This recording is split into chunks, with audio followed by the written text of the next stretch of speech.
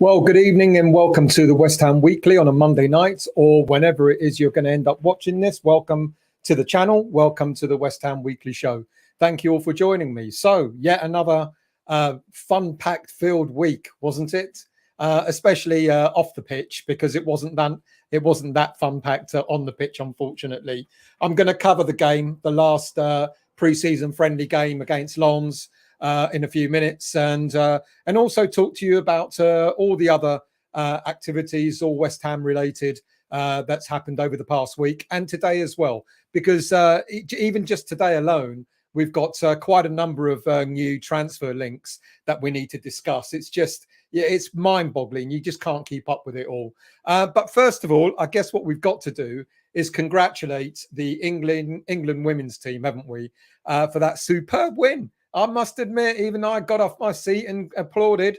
I don't mean that in a horrible, facetious way in any way, but I thought it was superb. That first goal we scored was absolutely a stunning goal. So well done to the England women's team. Something that we, the men's team, haven't done for however long it is now, since we last won a trophy. So you kind of taught us a lesson there, and congratulations. And you beat the Germans in the final. I mean, how much better could it be than that? So congratulations to them. I think it was a superb win. Also, I've just got to mention very briefly is Sebastian Haller's fight on testicular cancer. Apparently, he's gonna, the fight has started, and he's doing quite well. And I wish him well. It's quite poignant for me at the moment. So I wish him well in his battle against cancer. And he should be back in action within the next few months. And a message to you guys. If you don't bother to get checked down there. I know testicular cancer and prostate cancer are slightly different things. But nonetheless, it's all down in that nether region, isn't it? Go and get yourselves checked. Don't be brave or anything, because it might save your lives, believe it or not. So that's a little message from me. All right, and one more thing before I talk about all the West Ham Weekly stuff is join the Fantasy League. You've got 4 days left to join the 6'2" Claret and Booze and West Ham Voice Fantasy League. I think we've got well over 100 people that have joined so far, which is fantastic, given that it's the first time we're doing it. So do join. There's the league code down there, 7RN1AM, and you've got 4 days before that window closes if you want to try and win the top of that league, etc. Do join. It'll be fun. Right, so what have we got in store? I'm going to talk about the game very briefly, and also talk about all the latest player news. I'm going to reflect on the women's and the under-9 and the academy teams. They've had a good week or good weekend. And then, of course, I'm going to finish off with transfer news. And like I said, there's so many players that we've been linked to. It's kind of mind-boggling. But before I do all of that, why don't we go in the chat and wish everyone a good evening? Let's scroll all the way to the top and see who's in there. Hang on, let's just get that cursor all the way up. I think that's it. Good evening, Hammerette. How are you? There's no U in my name, but that's all right. I hope you're well. I bet I'm made up over the Masuaku news. I feel sorry for him. Anyway, good evening, James. How are you? I hope you're well. Thank you for joining. Good evening, Martin. How are you? I hope you're well. Good evening to you, Sean. That Stuttgart fellow, the name doesn't escape me, was supposedly injured for this week's German Cup game. Sign him up. Stuttgart. Might come up later on. Keep watching and you never know.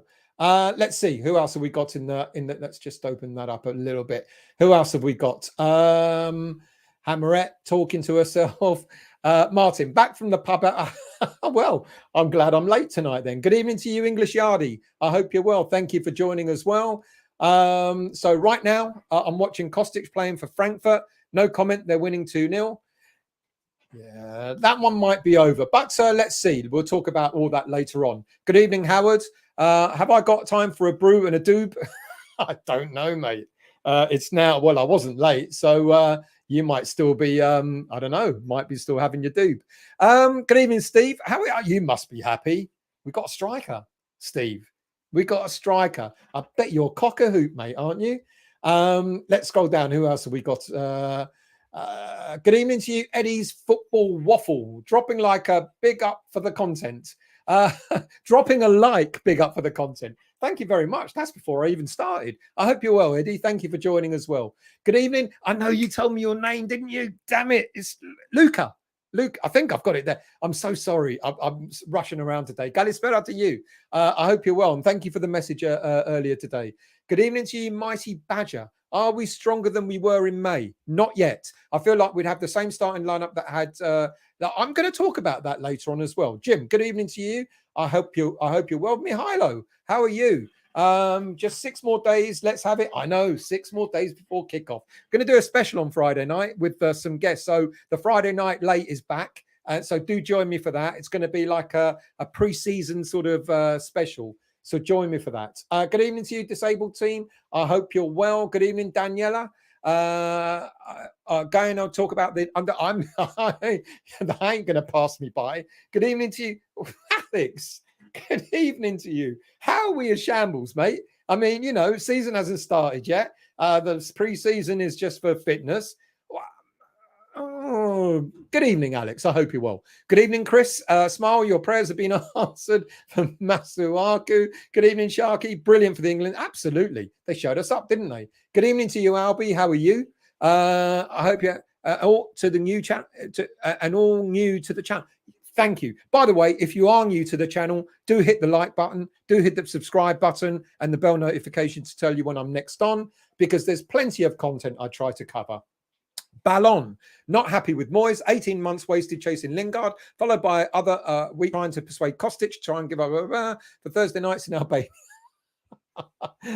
Well, you might be happy by the end of the week. Good evening to you, Steve. I hope you're well, mate. Thank you for joining. Good evening, Huge. Looking forward to the show. Thank you very much. We'll be interested to see who we are actually getting in, as long as we get Amadou Onana. And I'm going to talk about Onana, and I'm going to talk about why David Moyes believes it's so important to get Onana in. I'm going to do a little feature on that, because we've been told, you know, it's one of the major players that we're trying to sign. We're still trying to sign.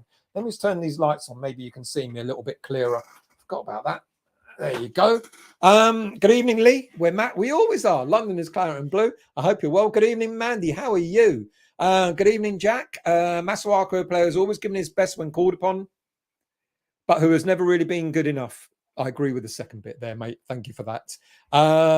Good evening to you, Adam. How are you? Phone batteries on the blink, using someone's hotspot tethered to my laptop to watch. That's dedication. Who do you hope we get in the conference playoff? I'm going to talk about the conference playoff later on. I don't quite know any of the teams, to be quite honest with you, but I'm going to talk a little bit about that as well later on. Good evening, Sharky. We talked to you, Sharky. Good evening, Rhonda and Tony. How are you? Let's get into the first part of the show, shall we? And that's the review of the game that we played, the last pre-season game against Lens.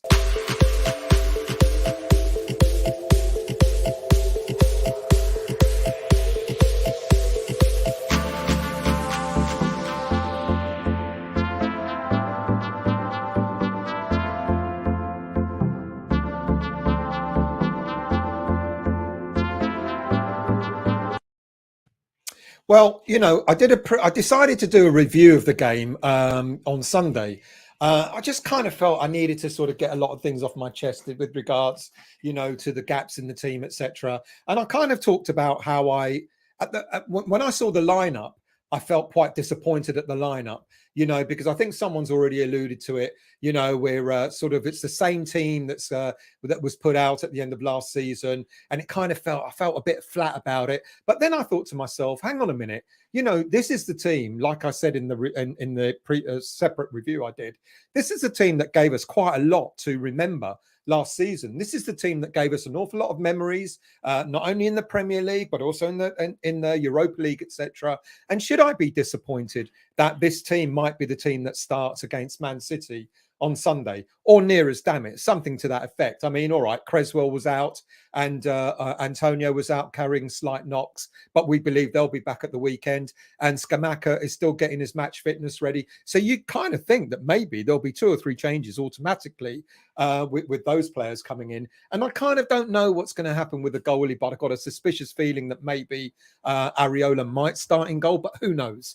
So at the same time as feeling a little bit flat about the team that went out, that started off against Lens, I did remind myself of the fact that we were given some fantastic memories. And so, you know, I think on their day, and I think a lot of people have said this, on their day, the starting 11, you know, give or take, with Creswell and Antonio in the team, etc., are as good as anyone on their day in the Premier League. You know, they beat some good teams. They beat some. They did well. They held, you know, they held themselves high in the league, and we did well, and also Europa. So maybe we shouldn't be so disappointed at the fact that if this is more or less the team that's going to start, then we know there's better to come. We know Skamaka will be part of this team. We know Downs. We've already seen how Flynn Downs has performed in pre-season, and he looks quite lively. And he'll be a great addition on the bench if he doesn't start any games. I'm expecting him to start cup games and stuff like that, and maybe some of the early stages of the Europa Conference. So we've already got improvements there, and the window's not closed. And I reckon there'll still be players coming in before the transfer window closes. Will they come in before the Man City game? It's a race against time, I guess. Probably not, but that means we still got a month to get players in. Look, a warm reception was received by Areola, by the Lens fans, because he did fantastic for them in the 2013-14 season when he kept 12 clean sheets to get them up to promoted to League One. So that was fantastic, you know. And I kind of joke about it sometimes, but Masuaku was in the team, and I kind of asked myself, well, what do you do to get rid of this player? And yeah, as some people said, I mean, I don't wish him badly, but he's just not for me a Premier League footballer. And I wish him well when he goes off to Besiktas, or however you pronounce it, if that rumor is true. Look, we've also got Ogbonna to come back. He played in the under-21s at the weekend, scored a fantastic own goal. Well, he kind of sliced it, and the keeper had no chance. But he's even to come back, and he's getting his match fitness up as well. So all is not doom and gloom, I think. All is not doom and gloom. We also had Craig Dawson return. All right, he only played about an hour of the game. He was taken off. I hope it was only a precaution. I didn't see him get a knock or anything, but I'm guessing that because that was his first match, pre-season match, I'm guessing he was taken off more as a precaution, give him a bit of rest. He got an hour out there, which was good. So look, all right, it wasn't, you know, it didn't inspire me. It probably didn't inspire many fans to see the lineup, but I think there's more to come. It's interesting when Dawson came off that Declan was dropped into defence, and I guess this is one of the areas that, you know, we think this is one of the we know, isn't it? It's really unfortunate that Aguerd has been injured and he's going to be out for maybe 3 months or longer. You know, so we know that there's a gap to fill there. With Declan having to drop in defence, but that's not likely to happen, is it? And I'm going to talk about, you know, when I look at the transfers and talk about Onana, how, you know, what Declan's role might be with regards to the future for this coming season. So, you know, all right, the game wasn't great. It wasn't an inspiring game. We didn't create many chances. Ironically, the best chance created for us was by Connor Coventry, who we still don't know whether he's going to be part of the team next season or whether he's going to go out on loan, etc. Coventry, he's only got 1 year left in his contract, etc. But he passed a sublime ball to Jared Bowen in the box, and Bowen hit it, and it hit the bar, and that was a great move. But that kind of was the only move that was anywhere near inspiring, I guess, to be honest with you. But there's more to come. It wasn't a great game. It was a bit of a flat game. Neither team sort of had an awful lot of chances. Our defending was okay. I guess we set out there to defend. And given who we're playing on Sunday, maybe that was the tactic by David Moyes. David Moyes wanted his team to do defending because we're likely to be doing an awful lot of that on Sunday against Man City. But I'm not sort of like, I'm not doom and gloom about it. I think it was what it was. You've got to put pre-season games into context, you know, and they are there for fitness. They are there to get match fit, etc. And all right, it wasn't an inspiring performance, but I think there's more to come from the team. And like I said, our first 11 can be reckoned with most teams in the Premier League anyway. Right, so let's move on. I mean, that's how short that was. If you want to watch the more detailed review, have a look at the show I did that's out on my on my channel of a match review of that game. Right, so moving forward, we've got talking about fixtures, etc. We all change yet again. You know, the October fixtures have now all been changed, more or less. And this is what we've got coming up. So we know we've got Man City on Sunday at 4:30. That's going to be televised. And then the following weekend, we've got, we're away to Forest. That's going to be interesting, isn't it? First game with Lingard against us. That's also televised at 2 o'clock. And then on the 21st of August, we host our nemesis, don't we? You know, the team that we just can't beat in the Premier League, Brighton. And then on the 28th, we're away at Aston Villa on that I think it's bank holiday weekend. And then moving on to September, we've got Chelsea coming up. I've lost the date, so do forgive me. I'm sure you lot know that more than I do. I think it's on the 4th, but don't hold me to that. And then on the 11th, we're at home to Newcastle. That's a 2 o'clock kickoff on Sunday. Saturday, we've got a Saturday game against Everton at 3 o'clock. And it's probably the only Saturday game that we're going to see for quite some time to come. And then we've got Saturday, the 1st of October at 5:30 at home to Wolves. And then at home on Saturday, the 8th, again to Fulham. But that might change, but let's see. On the 15th of October, we're away to Southampton. Another Saturday kickoff. My God, hang on. I just said no Saturday kickoffs, and there were 3 in a row there. On Wednesday, the 19th, we've got Liverpool away. On Monday, the Monday Night Football comes back on the 24th against Bournemouth. And then Sunday, the 30th, we're away to Man United. So there you are. There are a few Saturday games. What was I on about? It's silly me. But it's all changed. There's so many games being changed. We've got, of course, the Europa Conference to come in as well, on top of those Premier League fixtures too. And talking of Europa Conference, we know that this on Tuesday, there's going to be the draw, isn't there? And we're going to finally discover who our potential UEFA Conference playoff opponents are going to be. The draw is going to be made at 1 p.m. British Standard Time, and I might be. I mean, it's lunchtime, so join me for that. I might do a live show to see who we're playing, and if I can, what I'll do is I'll provide you with a bit of an update as to the teams that we're up against. Look, all right, there aren't that many teams I know about in this lot, but these are the teams that we could be up against. There's I don't know how to pronounce that. Pied Limaskond, an Estonian team. They're playing Anderlecht, Belgian team. They're the only team I really know about. Wolfsberger, Austrian team, against Zira United of Malta. We might be off to Malta for a little holiday. And then there's Riga from Latvia playing Gil Vicente in Portugal. That'd be a nice little trip. And then AIK of Sweden plays Skendika of Macedonia. And then Viborg of Denmark against Torshavn of the Faroe Islands. And I do forgive me if anyone lives in those parts of the world and I've mispronounced every one of them, I'm sure. But those playoffs will be played on between the they're two-legged playoffs played on the 18th and the 25th. And if we win that, when we find out who we're playing, our playoff will be on the 18th and the 25th of August. And then if we win that, we go into the group stages proper, which starts on the 8th of September. The only team I really know there is Anderlecht.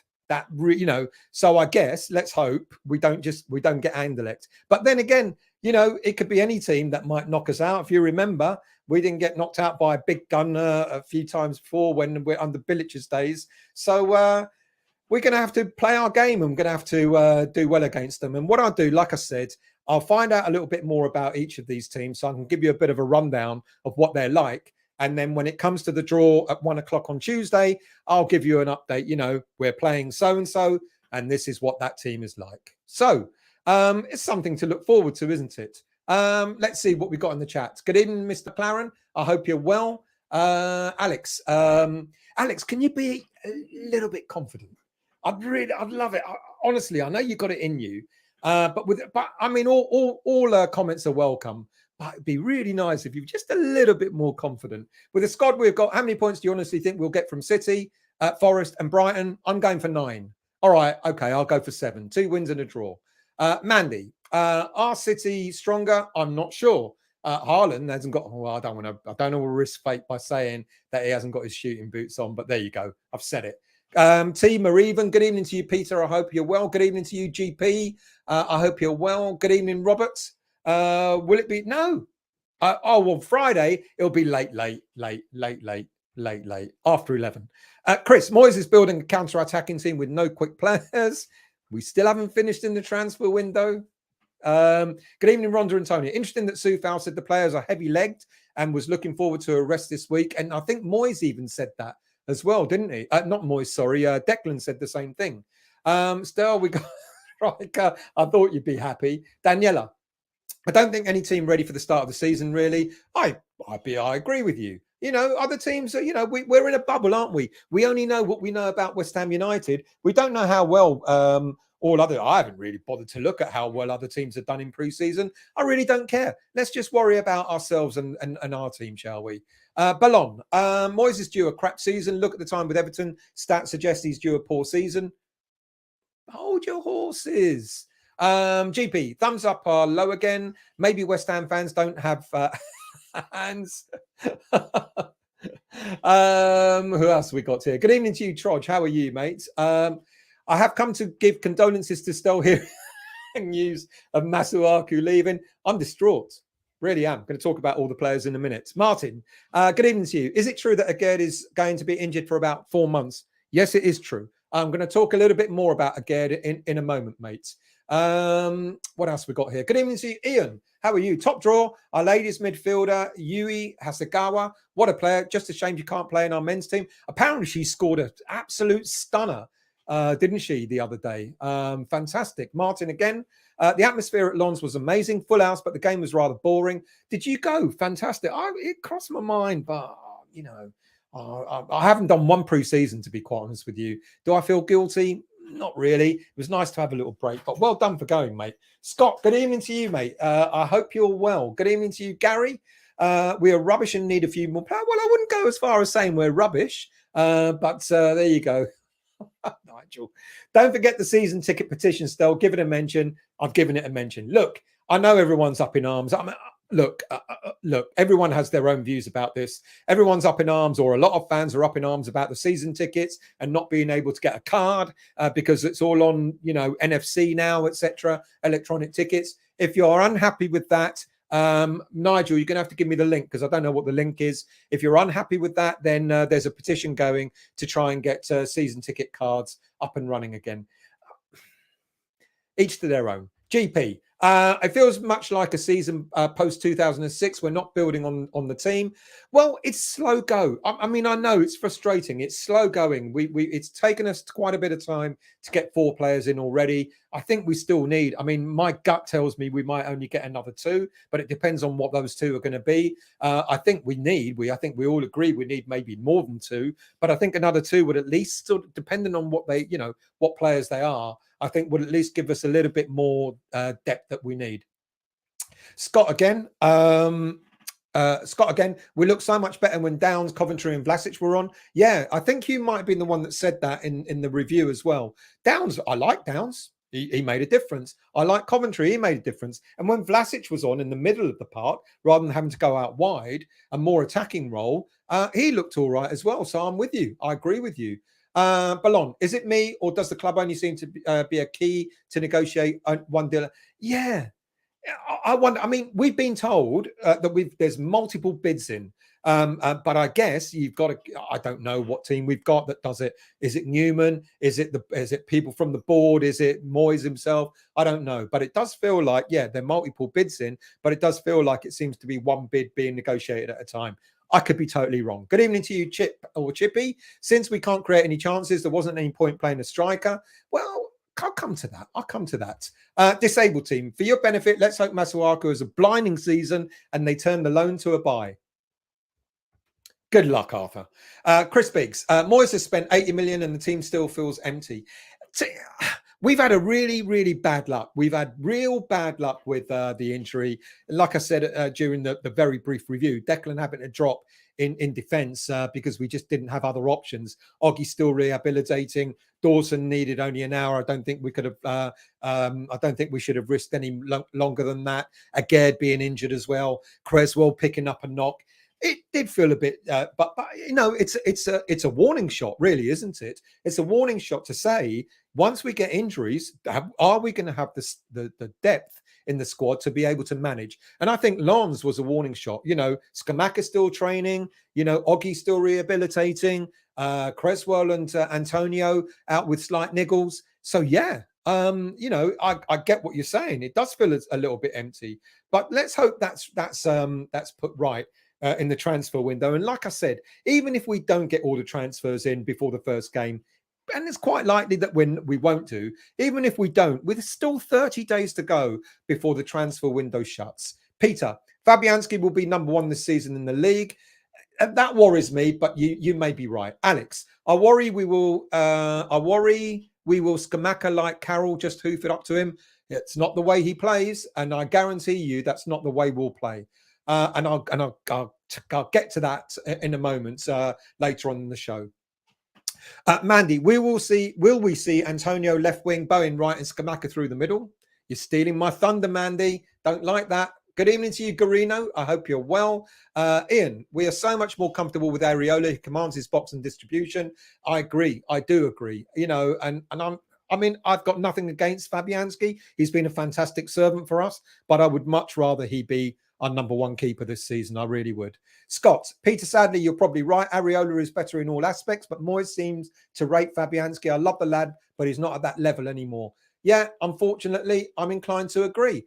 Peter, take the workload from Souček and let him get forward more. I'm going to come to that. I've got another theory, but it's very, very similar. Good evening to you, Hammerhead. Thank you for joining, mate. Much appreciated. If I can get your comment up, there you go. Good evening, Mr. Mace. Isn't it often we're in a position to attract good players? It isn't often we're in a position to attract good players. Reminds me of 86.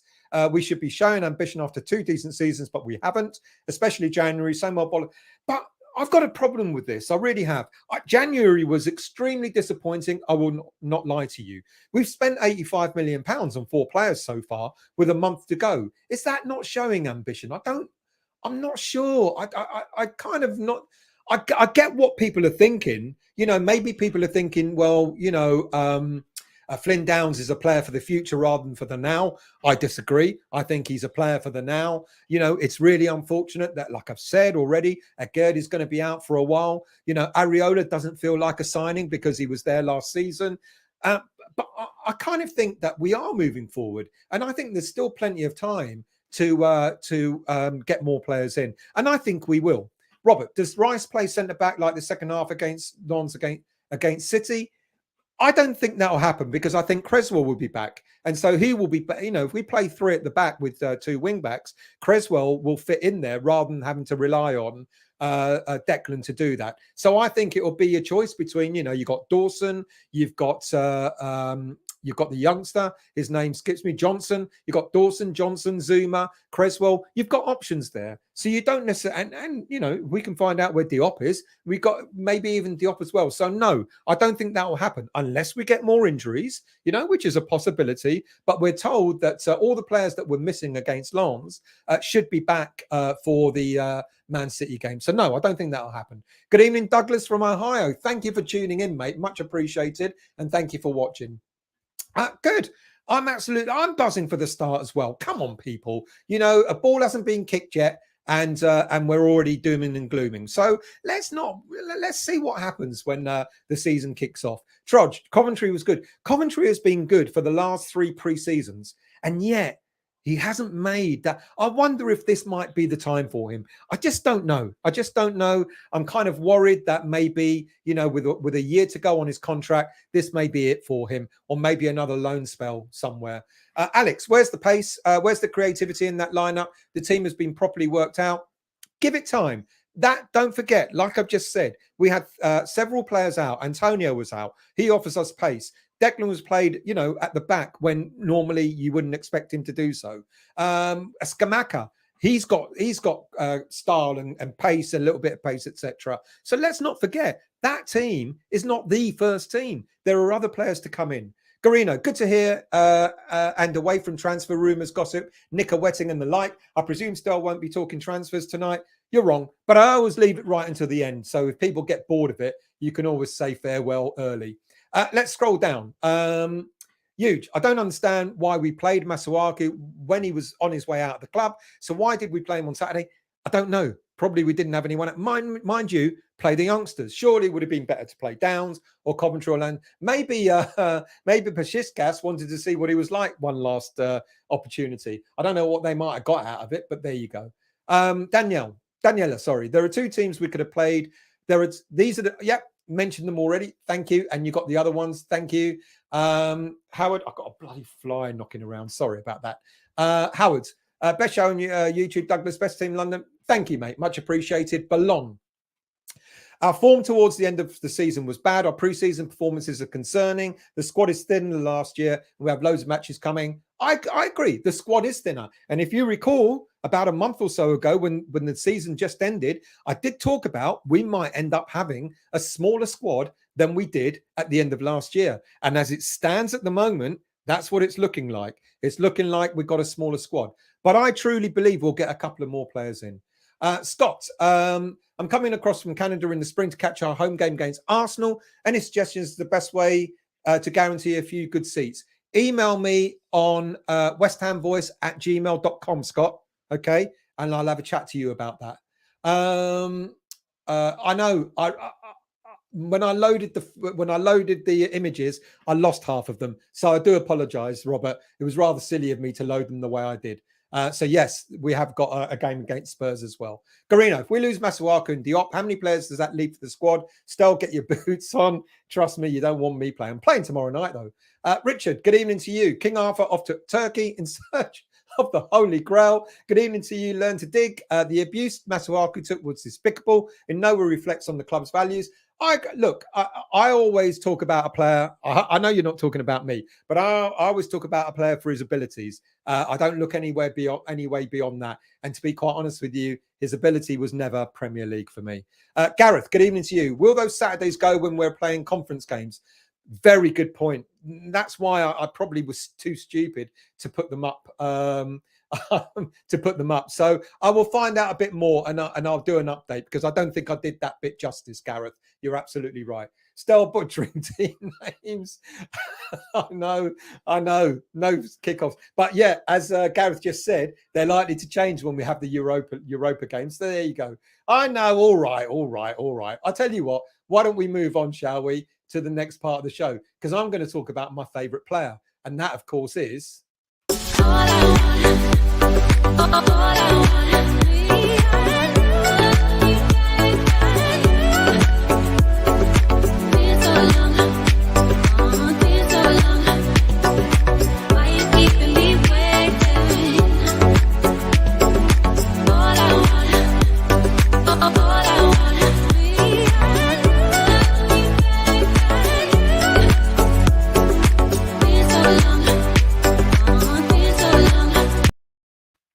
So, several player updates to give you. And of course, we've got to start with the obvious, haven't we?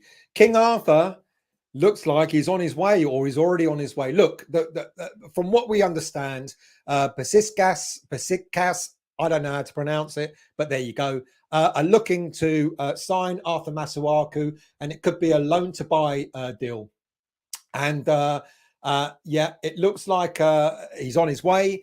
Apparently, he told David Moyes that he wants to go as well, because I think he knows. Look, it's obvious, isn't it? We are looking for a left-sided wing back, left-sided midfielder, left-sided defender, or whatever we're going to get. Maybe one, maybe even two players on that side of the pitch. So Arthur knows that his days are numbered.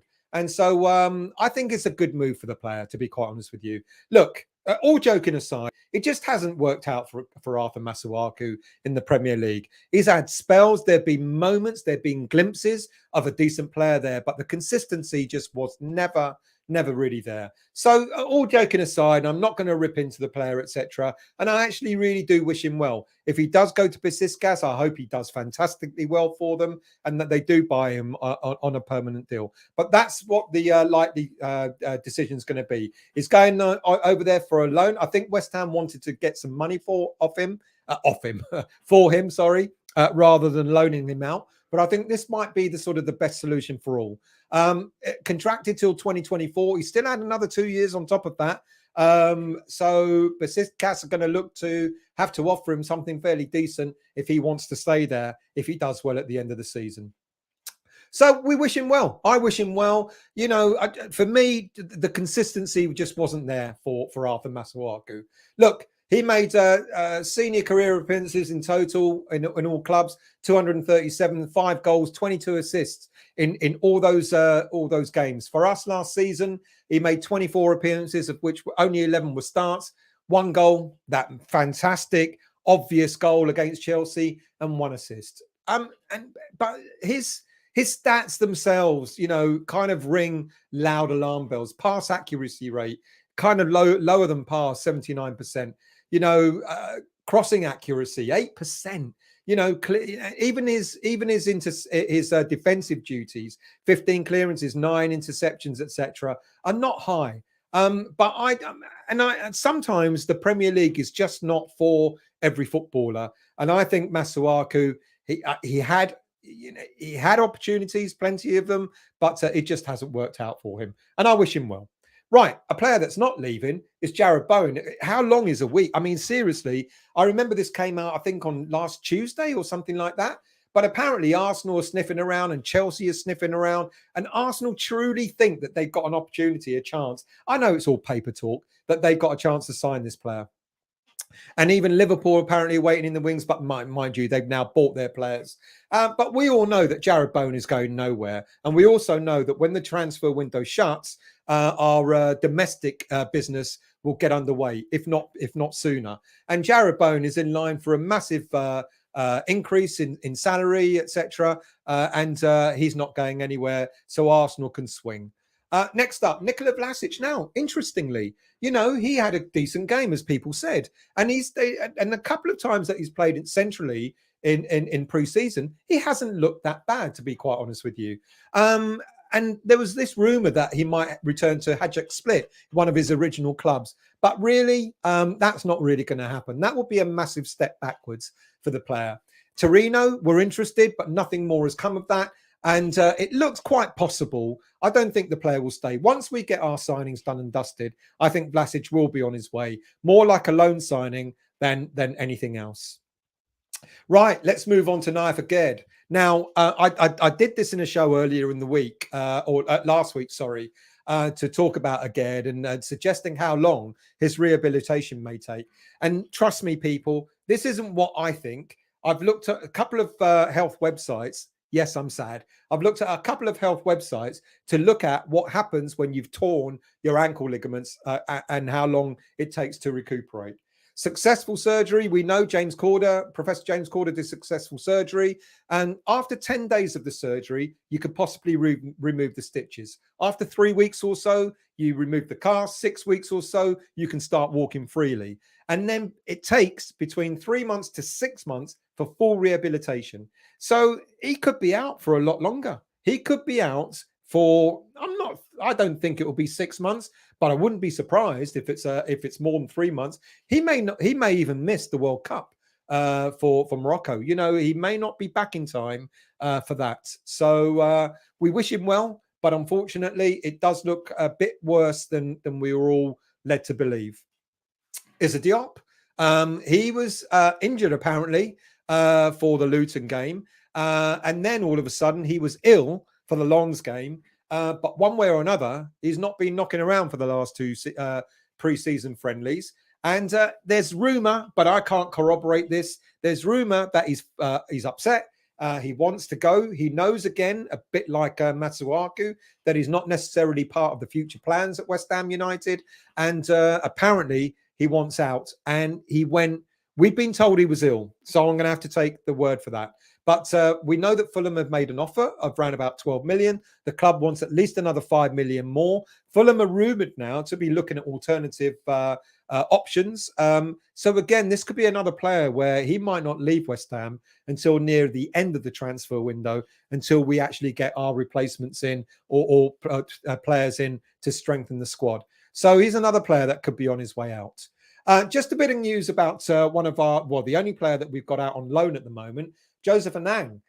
He was the hero of the Europa. They're in the St. Patrick's Athletic are in the Europa Conference League. And I thought at one point that maybe we could have got them in the playoffs games, but they're not in our group. So he was the hero in the Europa Conference League. They played Slovenian team, not forgive me, another misspelling. Slovenian team, Mura, where in the first leg it was 1-1. In the second leg, they went to 0-0, went into extra time, and it went into added time. And he was the hero. I believe he pulled off a number of saves throughout the game to keep St. Patrick's in the game. And he was fantastic. And at the end of the final whistle, when Mura missed their last penalty kick, and they sort of, the whole team ran to Anang. He didn't save it, but they still ran to him because of the performance he put in throughout the game itself. So well done to the young lad. I'm really pleased that our loan spells are going well. Their next game, St. Patrick's Athletic, is against CSKA's Sofia. I think it's tomorrow or Wednesday. So we wish them well for that. Wish them well indeed. Right, let's go back into the chat and see what we've got here. Learn to dig. What date is the Champions League squad due in? I don't know. I really haven't done enough research on the Europa Conference League. Champions League squad due in? Do you mean the Europa League when they dropped? Oh, you're going to have to explain. I started explaining. You're going to have to explain what you mean because I didn't understand. Chip. Under Bilic, we had 4 strikers, 4 midfielders, 6 centre-backs, wingers and full-backs. How many of them were actually any good when we went into our European competition there? Howard, has King Massa? Definitely. Apparently he has. Hammerhead, I can see Skamaka becoming the next big striker in the world. Can see him linked with Real Madrid, Bayern, etc. in 3 or 4 years' time. Well, David Moyes, as you know, he wants that Red Bull approach, doesn't he? You know, he's talked about buying young players who are good enough and then maybe selling them on for a profit, a bit like Red Bull do. So, yeah, you might be right. Chris, why did you butcher my team's name? Shendikabra? Because I can't pronounce it, mate. I can't pronounce it, unfortunately. Good evening to you, Chris. I hope you're well. Thank you for joining, mate. Scott again. Vinny, we need left back, midfielder, centre back coverage, second striker, another forward with the outgoings we've already short. Let's get this into perspective, though. I know people are talking about we've lost, I don't know, 6 players or something like that, but I've done this before. So let's get it into perspective. So we lost David Martin, never played in the first team. David Martin, he was 4th choice goalkeeper. We lost Alex Kroll, rarely played. How many appearances did he make last season? Hardly any. So you can't really say we've lost that player as well. Okay, Mark Noble, fair enough. You needed to replace him. Yarmolenko, fair enough. Needed to replace him. Fredericks, fair enough, although he was injured most of the time and rarely played. So those 3 players, fair enough. And then all the other players that we've lost hardly played. You know, we lost, 6 or 7 players. They hardly played in the team. So when I kind of look at the players that we lost, I can't really say that all 6 were going to go, you know, they're going to be big losses for us. But that's not to say that we shouldn't be replacing them without a shadow of a doubt. So when we look at how many players we've lost, we've got to put it in perspective that not all those players we lost were really that influential last season. Paul Harrington, yeah, huge. You know it's going to happen and elect early doors without a doubt. Paul, I think you can safely say that no one will pronounce those team names like you did still ever again. I know. Alex, we're happy, very happy for the young lads beating Spurs, but realistically, how many will make it? I don't think any of them will take the step up. The step up is too great. Well, you know, Johnson and Declan over the last, 3-4 seasons have stepped up, and we've got some very good youngsters. So who knows? Richard, Cornet and Raum are done deals, but not for us. Raum has signed for Leipzig. Cornet, I don't know who he's signed for, but Raum has gone to Leipzig, unfortunately. Fred, Hi, Stock. Good to be in the chat, Fred. Thank you for joining, mate. Cross Hammer, good evening to you. Bit busy, so I hope you're okay. All good, and I hope you're well. Good evening to you, Ryan. How are you? When King Arthur leaves, does the country go into a state of mourning? I'll wear black for him, shall I? Vinny, good evening to you. We need legs. Well, yeah. I know what you mean, mate. Adam, Anderlecht and Wolfsberger and Vicente are the ones to avoid. Okay, that's good. Vicente, haven't they got that striker that we were apparently linked to a few years ago? But I'll come back. I'll come back to those teams. Mihailo, add some speed to the team and some bodies on the left side. Hope for speedy recovery for a good, and we'll be okay. Good evening to you, the best of. Do you think Scamacca will start against Man City? I think he'll certainly play a part. Do I think he'll start? Probably because of match fitness, maybe not. But I certainly think he'll play a part. Trodge, having to sign all these players means our close dressing room will be fragmented for a while. We needed to get a couple in January. I do agree. Good evening, Pat Holland fan. Thank you for the email, mate. Much appreciated. Learn to dig. Now Arthur has left. The Boo Boys are on the lookout for new targets. Be warned. I know. I'm trying to think who am I going to lash out at now? Vinny. I'm joking. Vinny, I can't see Moyes staying. He'll be sacked. He should have had targets. He'd be eating too much time on players who don't want to come. That's harsh. Look, it's not for the want of trying. I think it looks like we are trying to do our business. Let's not forget we've signed 4 players already. So, but yeah, I think Moyes did have targets. It's quite possible, and I think early doors in the transfer window, there was an awful lot about talk about certain players that were never likely to come to West Ham United. So yeah, in that respect, I make you right a bit. But then I guess every manager has got a list, haven't they? They've got a top list, a second list, a third list, etc., and they work through them. I guess they've got a plan in their heads as to how they want the team to play, etc. What players they think are gonna likely to sort of give that sort of the options that he wants. And yeah, maybe. But then if he's not being ambitious and looking for top players, Ward-Prowse, for example, was one of them, and Phillips before he went to Man City and so on. If he's not looking at those top players, then everyone's going to accuse him of not being ambitious enough and not going for them. So it's a bit of a lose-lose situation. But look, I think we will get players in. Will we get as many as we all think that we want, we need to? Probably not. If we get a couple more in, that's 6 players in to boost what we've already got. And that won't necessarily be a bad thing for the squad, to be honest. And I'm going to talk in a minute about, I talked during the week, by the way, about the way we might be using Scamacca, and how many different options that gives us in the middle of on the pitch.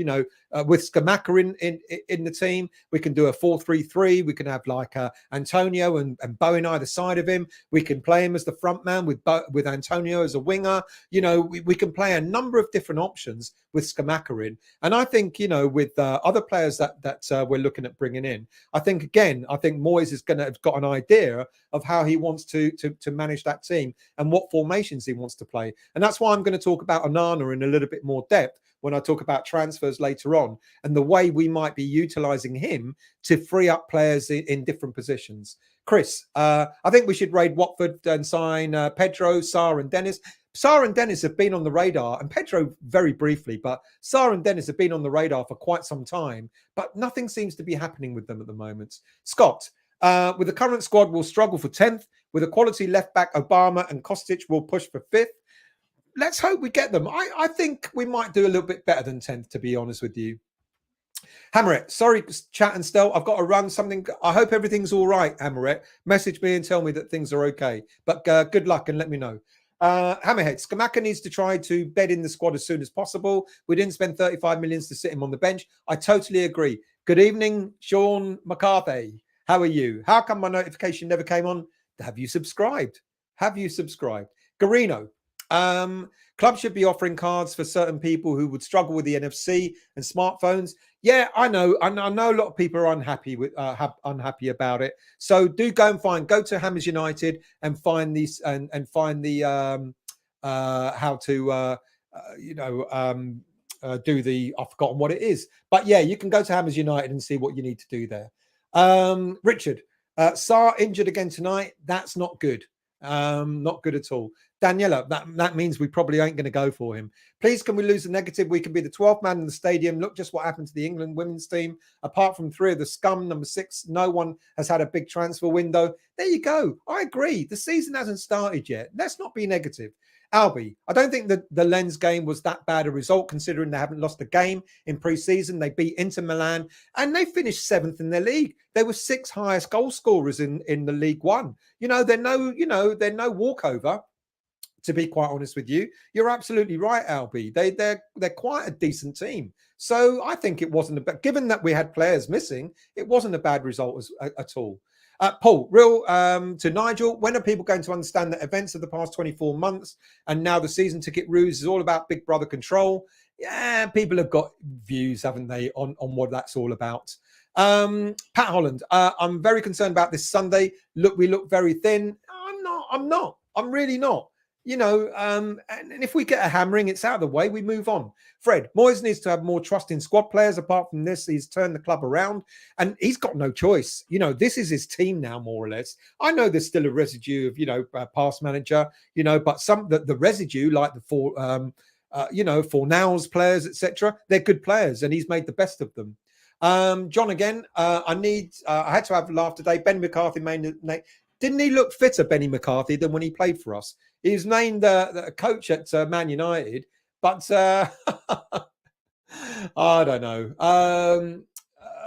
Let's see. Hammerhead, are you smoking crack, Fab? Number 1, take a break. Well, it might happen. He's very, very loyal to players, and it wouldn't surprise me. I don't think he should be number 1, but it wouldn't surprise me if he is number 1 next season. Vinay, why doesn't Moyes make Areola the number 1? He is clearly the better keeper. I agree. I think we all agree, don't we? David, how can Moyes ever consider playing Fabianski in front of Areola? Is he blind or just it is what it is, but let's see what happens. Right, let's go to the next part of the show because we're going to talk about the youth. We're not going to do it that way, are we? We're going to put the video on and talk about that.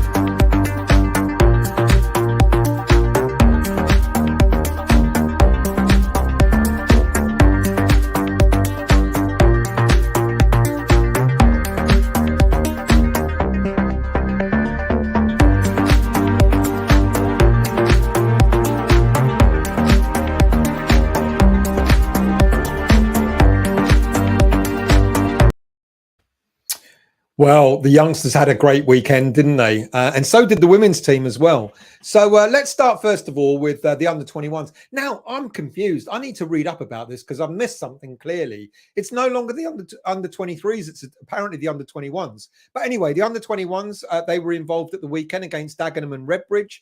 And they concluded their pre-season friendlies now with a 1-1 draw. Fullback Regan Clayton gave the Irons the lead and coolly taken finish as well, which was set up by Mipo Rebecco. And it was a really, really well taken goal from our left back. Christian Heggie, our goalkeeper, was called into action early on in the second half, but sensationally saving with a tipping over of a shot. And our front line, Thierry Neves and Mipo Rebecco, looked sharp. They looked quite menacing. And they were causing quite a few problems for Dagenham and Redbridge. But there were a number of players missing. Okoflex, Chesters, Ashby. Look, all right, Chesters and Ashby were part of the senior team that wasn't. They were on the bench and unused. But Okoflex wasn't in the squad, but he was missing. I don't know if there are injuries. Longello's not played for quite a while as well. So it seems that there's some players missing. And I just wonder if some of these players are about to go out on loan to various teams. There's talk about Odebeko going back out on loan again as well. So watch out for that. I think over the next few weeks, we'll start seeing not only senior players maybe leaving West Ham, either on a permanent or a loan deal, but also some of the academy players as well. And then, of course, aside from the under-21s, the under-19s, the under-19s played the Premier League Next Generation Cup final against Tottenham Hotspurs. And if anybody managed to watch that game or even watch the highlights, we absolutely smashed them. I mean, absolutely smashed them.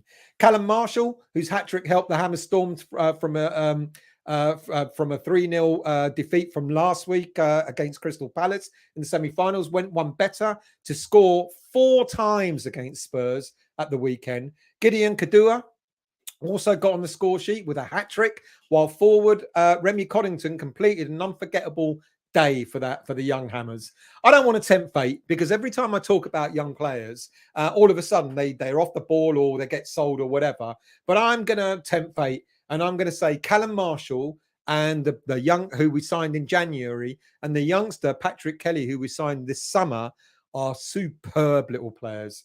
They really are. I mean, Patrick Kelly, just the way he moved, etc. And Marshall was such a prolific goal scorer. We've got some very, very interesting youngsters, and I hope that they continue to smash every team that they have in front of them. It was a superb win, and if you haven't watched the highlights, you can get them on YouTube, or you can go to the official West Ham channel and get them there. Absolutely worthwhile watching, without a shadow of a doubt. And guess who was there? Can you see him? You see where the player's taking the corner. The guy to his right with the white scarf over his shoulders, Jermaine Defoe. Jermaine Defoe has just been signed up as a coach for the youth academy, and he was there watching the Tottenham youth getting smacked. By the way, he's time for the Spurs youth academy, not for West Ham. He was there to see West Ham smash 8 past Spurs. Good luck there, Jermaine. I hope you do well. Well, I don't really hope you do well, to be honest with you. And the women's team, not to be outdone, the women's team played a pre-season friendly against Enfield Town at the weekend, and they smashed them 11-2. They were in goal-scoring form and netted in double figures against the North London side at the weekend. Claudia Walker scored 5. Alex Hennessy and Yui Hasegawa weighed in with 2 goals. And Kira Flannery, who I talked about a few weeks ago as being one of the youngest signings for Paul Konchesky's team, also scored from range, as well as when Lisa Evans's cross was turned into the net. Fantastic. Well done. And I wish you well for the season ahead. I hope you have a fantastic season. Right. Just before I go into the video part, the transfers part of the show, let's see what else we've got in the chat. Charlie, good evening to you. We are 10th highest spenders so far in Europe, and there's still more to come. I really don't think, it's as doomy, as gloomy as people make out. As I said at the start of the show, our first 11 are from last season are as good as many teams in the Premier League to be reckoned with.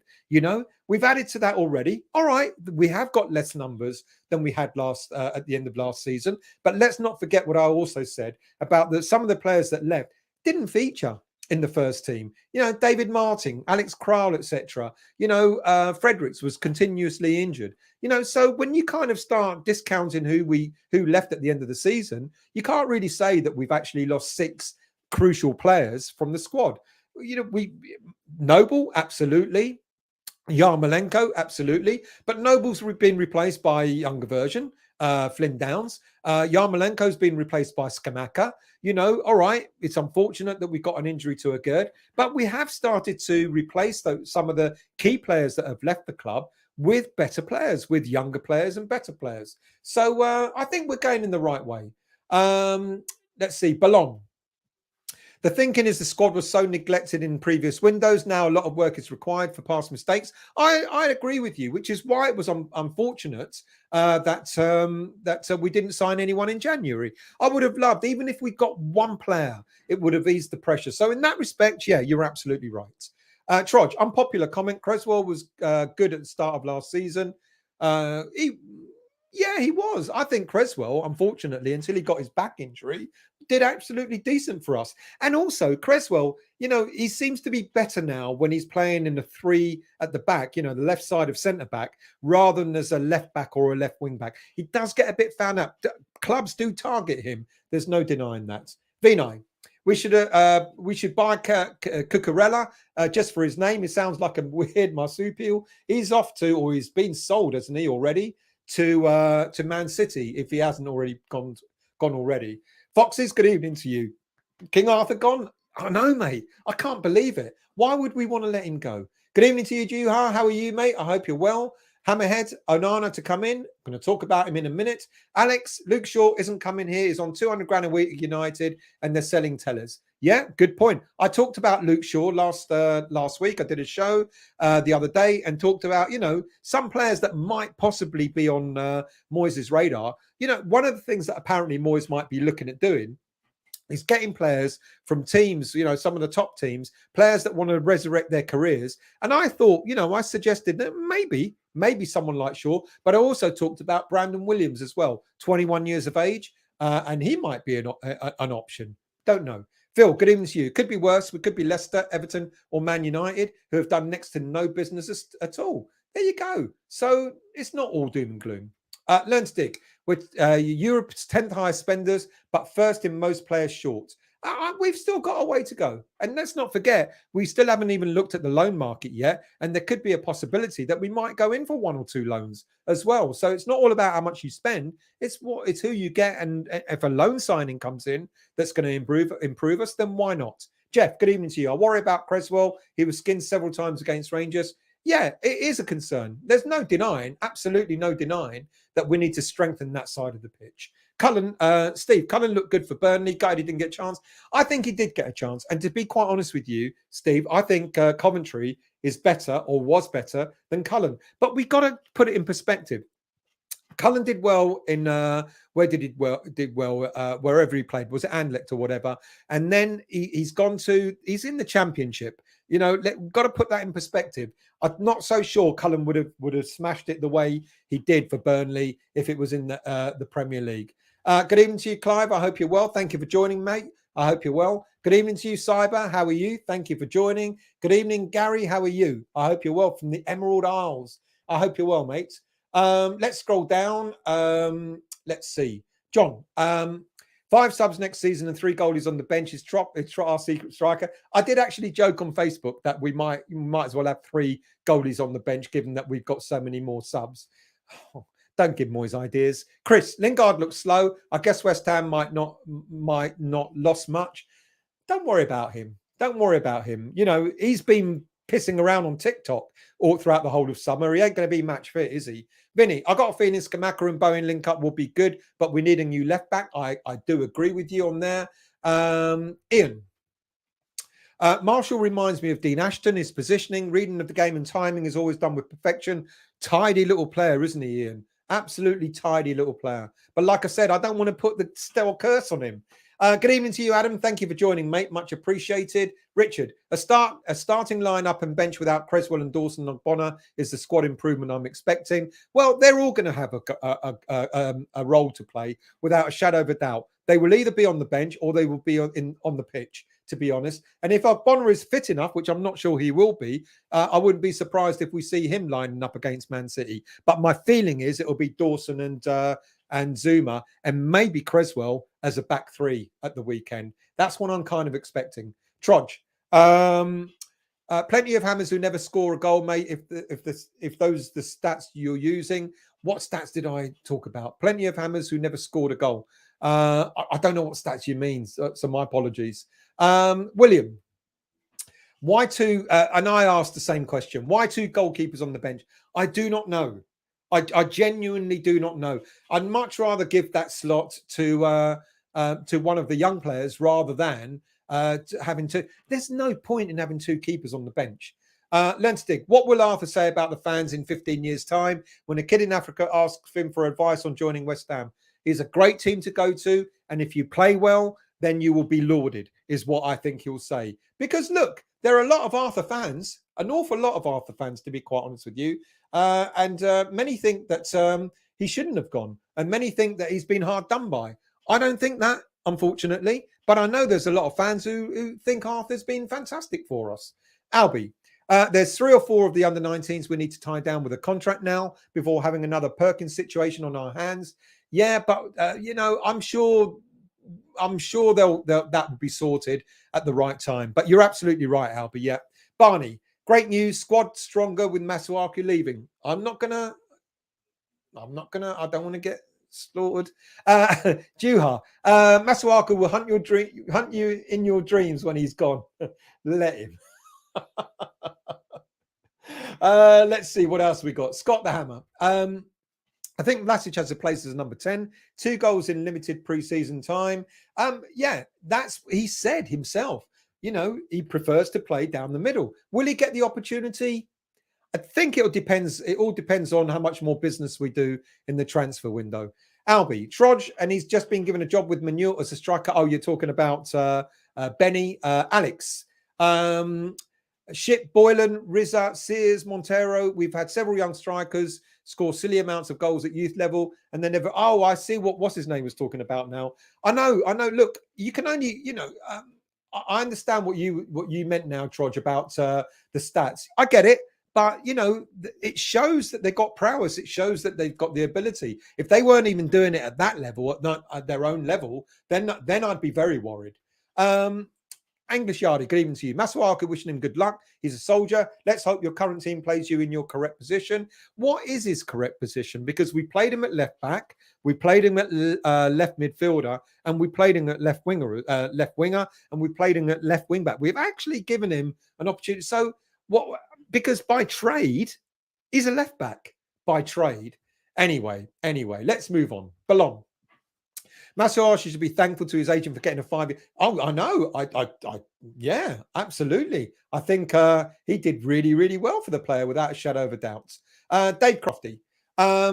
Good show, Stel. If the West Ham way transfer drags on and on, good show, Stel. The West Ham way transfer drags on and on. It is the way it is. But other people have said, some of the other teams, I don't think Leicester have signed a player yet. Have they? I don't think they have. Alex, there's no guarantee a good will be the same against.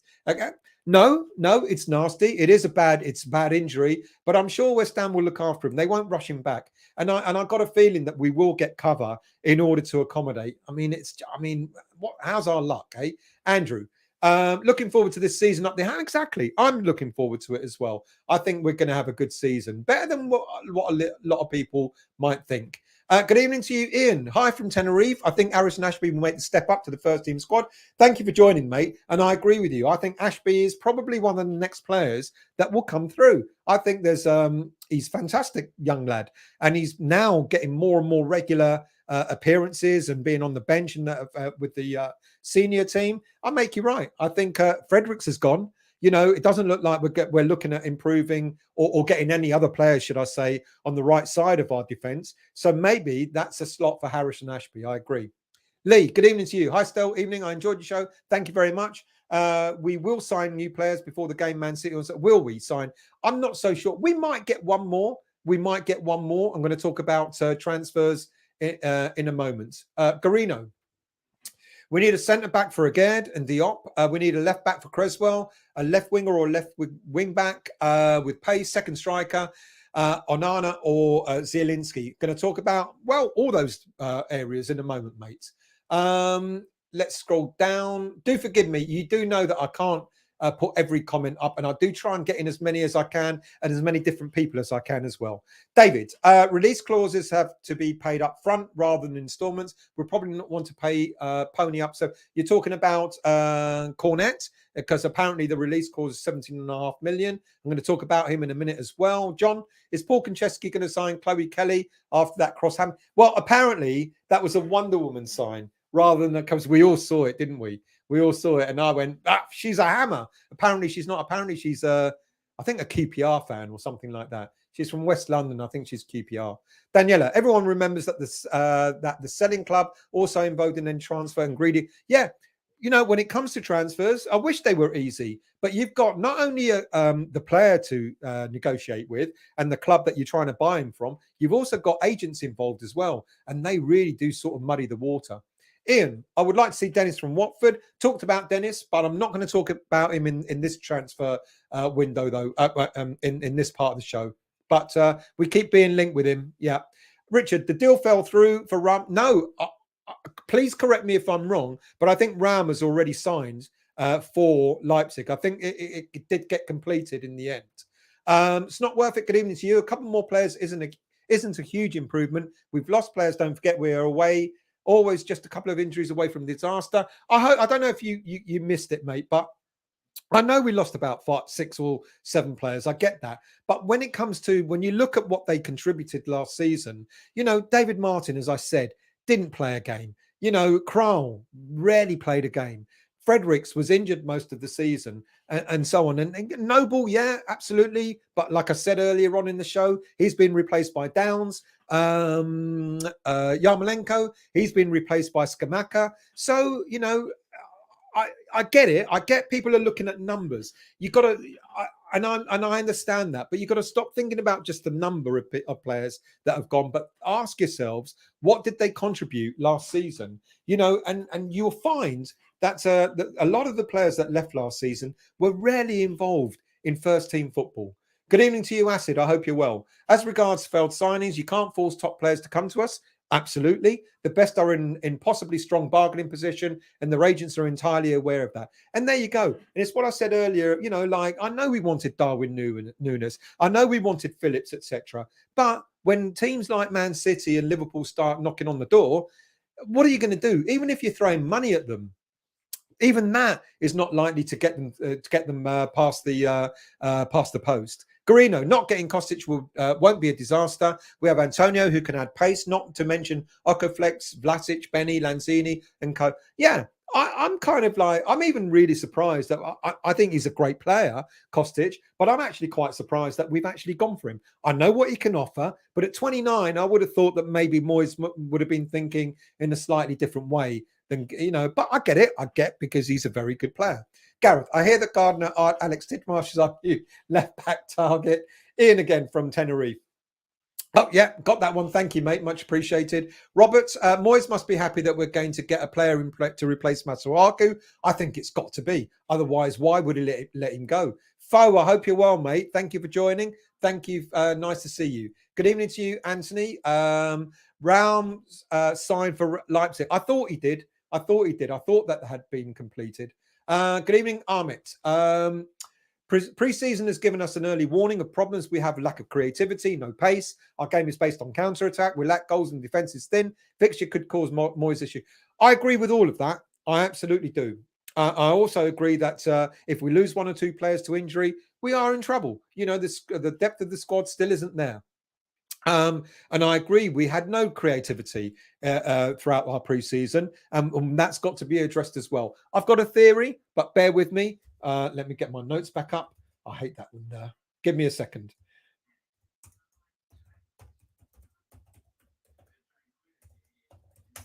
I've got a theory with regards to how we might have more creativity in the centre of the park. So bear with me, and I'll come to that. Good evening, Cyber again. I've got a feeling Haaland won't score too much as he missed that goal the other day. Let's hope he keeps missing, though. Foe. I'm actually quite okay with us not signing Kostic, especially if he doesn't want to come. That's the other thing. Someone else said it as well. You know, these top players, great, wonderful. I think it's great. I think it's right that we're going for these players. But if they don't want to come for whatever reason, why flog a dead horse? It's a bit like the Lingard thing. I hope Moyes has realised from that you don't waste too much more time trying to go for a player that doesn't want to be here for whatever reason. Good evening, Fatakis. How are you? Positive, guys? Absolutely, I agree. Armit again. Youth, what youth? Moyes rots them on the bench unless they're generational talents. Moyes will not pick them or play them. I guess he's the only one that knows best. I get frustrated by that as well. You know, I do get frustrated that we don't seem to use the youth properly. But if Moyes doesn't think they're ready, he doesn't think they're ready. Yuha, under 19s, what a great game to watch. Future Premier League talent. See, we see it in different ways. Barney. Robert, saw Odubeko play live for Doncaster against Wickham. Underwhelming, to say the least. He didn't have the best of loan spells. That is true. Learn to dig. Yarmo, Noble, Fred made 37 appearances combined. Can Vlasic, Downs and Aged replace them? Yarmolenko, we've got Skamaka. Noble, we've got Downs. Fredericks, we got Ashby. So they're the replacements without even mentioning Vlasic. Oh, you got Downs there. And Aged, no, not at the moment because he's injured. But we've got other players, haven't we? We've got other players that we can use. Good evening to you, Kenneth. I hope you're well. Thank you for joining, mate. Let's get rid of that. Sorry about this. We're getting trolled. So let's get rid of that. Right. Okay. I'll tell you what. Let's stop there and go into the final part of the show.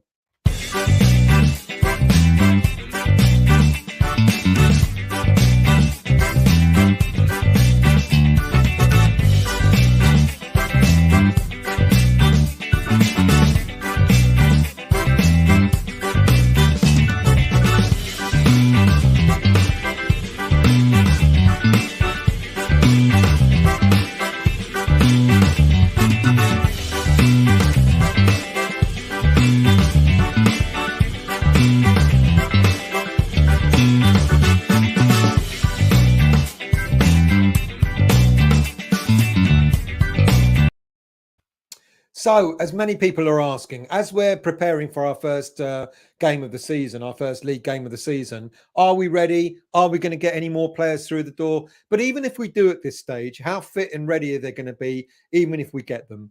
Look, this week alone, just in the past couple of days, we've had something like 6 or 7 new names added to the long, long list of players that we're already linked to. And it was like, my God, how am I going to get through all these? And I've tried, but I picked 5. I picked 5 in particular. Look, we've talked about it. Our squad, the starting 11, I still think, like I said earlier on, that our best starting 11 will give any team in the Premier League a decent game. But we do need to add. We do need to look out for injuries. We do need to get more strength in depth. That's what killed us last season. That's why we ran out of steam. And I think, getting 4 players in already is a start, but it's not the finish. So let's try and go through some of the players that we've been linked to again over the past few weeks. And this is the first of the many new names that has come up. Julian Weigl. I can't pronounce any name, can I? Julian Weigl, midfielder from Benfica, contracted with them till 2024, valued at around £16 million, 26 years of age. Weigl, he started his career at youth clubs in Germany, Ostermunchen and Rosenheim, as well as 1860 Munich. I can pronounce those. Before moving to Borussia Dortmund for a fee of £2.25 million in 2015 at the age of 20. After 5 years at the German club, he then moved to Benfica for a fee of £18 million around 2 years ago. He's a very calm, very composed midfielder, which seems to have progressed him into the German national team. He's made a number of appearances for the German national team so far as well. I don't think it's 116. I think I might have added the odd one by mistake, so do forgive me on that. He's got superb passing ability. He plays in a deep role, a deep midfield role, almost like a sweeper, an old-fashioned sweeper role, where he reads the game well. He gets into fantastic positions, great positional awareness. But then once he gets the ball, he carries it out of deep midfield into an attacking play. And that would be certainly good for a counter-attacking sort of style of football. Look, while we continue to look for players like Zielinski and Onana, Weigl could be a better, an alternative option. Not necessarily better because he's not as creative as Zielinski, but and maybe, just maybe, and I just don't know, I can't compare them at the moment, but maybe he could be more on par with Onana than he would be with Zielinski. Could he be worth a punt? He sounds like a very, very decent footballer, and it's an interesting link to have. The fact that he's made the German national team, the fact that he offers something a little bit different in midfield. Next up is, I'm not holding up too much hope on this one, is Amin Guri, attacking midfielder stroke striker for Nice, contracted with them till 2024, valued at around £38 million at 22 years of age.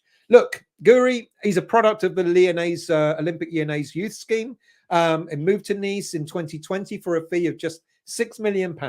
He's had some incredible stats with the French club over the last 2 seasons, 84 appearances, 28 goals with a further 18 assists. However, Nice are saying they're not interested in selling him, and they placed a £40 million price tag on the player. Look, from what I understand, he isn't the greatest with the pace, but he's got great movement on and off the ball. Great link-up player between midfield and attack. He's still not quite the finished article, though. So for Nice to want £40 million for him seems a little bit far-fetched. I think it's an interesting one, but I don't really think that this is one that is going to hold much water, to be honest with you. Next up, going back to our defence, Mason Holgate has been linked to us over the past few days. Contracted with Everton till 2025, valued at around about 16 million, the 25-year-old central defender. We know that we're going to need cover in defence because of a Gerd's injury. My feeling is that it's likely to be a left back, left wing back stroke, that type of role, so that we can play Creswell in the area that Agard would have played as a three at the back. And the other thing with Holgate is he's right-footed. He plays as centre back, but he's been utilised as a right back as well. hasn't necessarily been that prolific for Everton. He's had a number of loan spells out to championship teams. Will he offer us any more than what we've already got? I'm not so sure. Maybe you guys have got a view on it, but here's another one that we've been linked to. Do I hold up much faith in this one?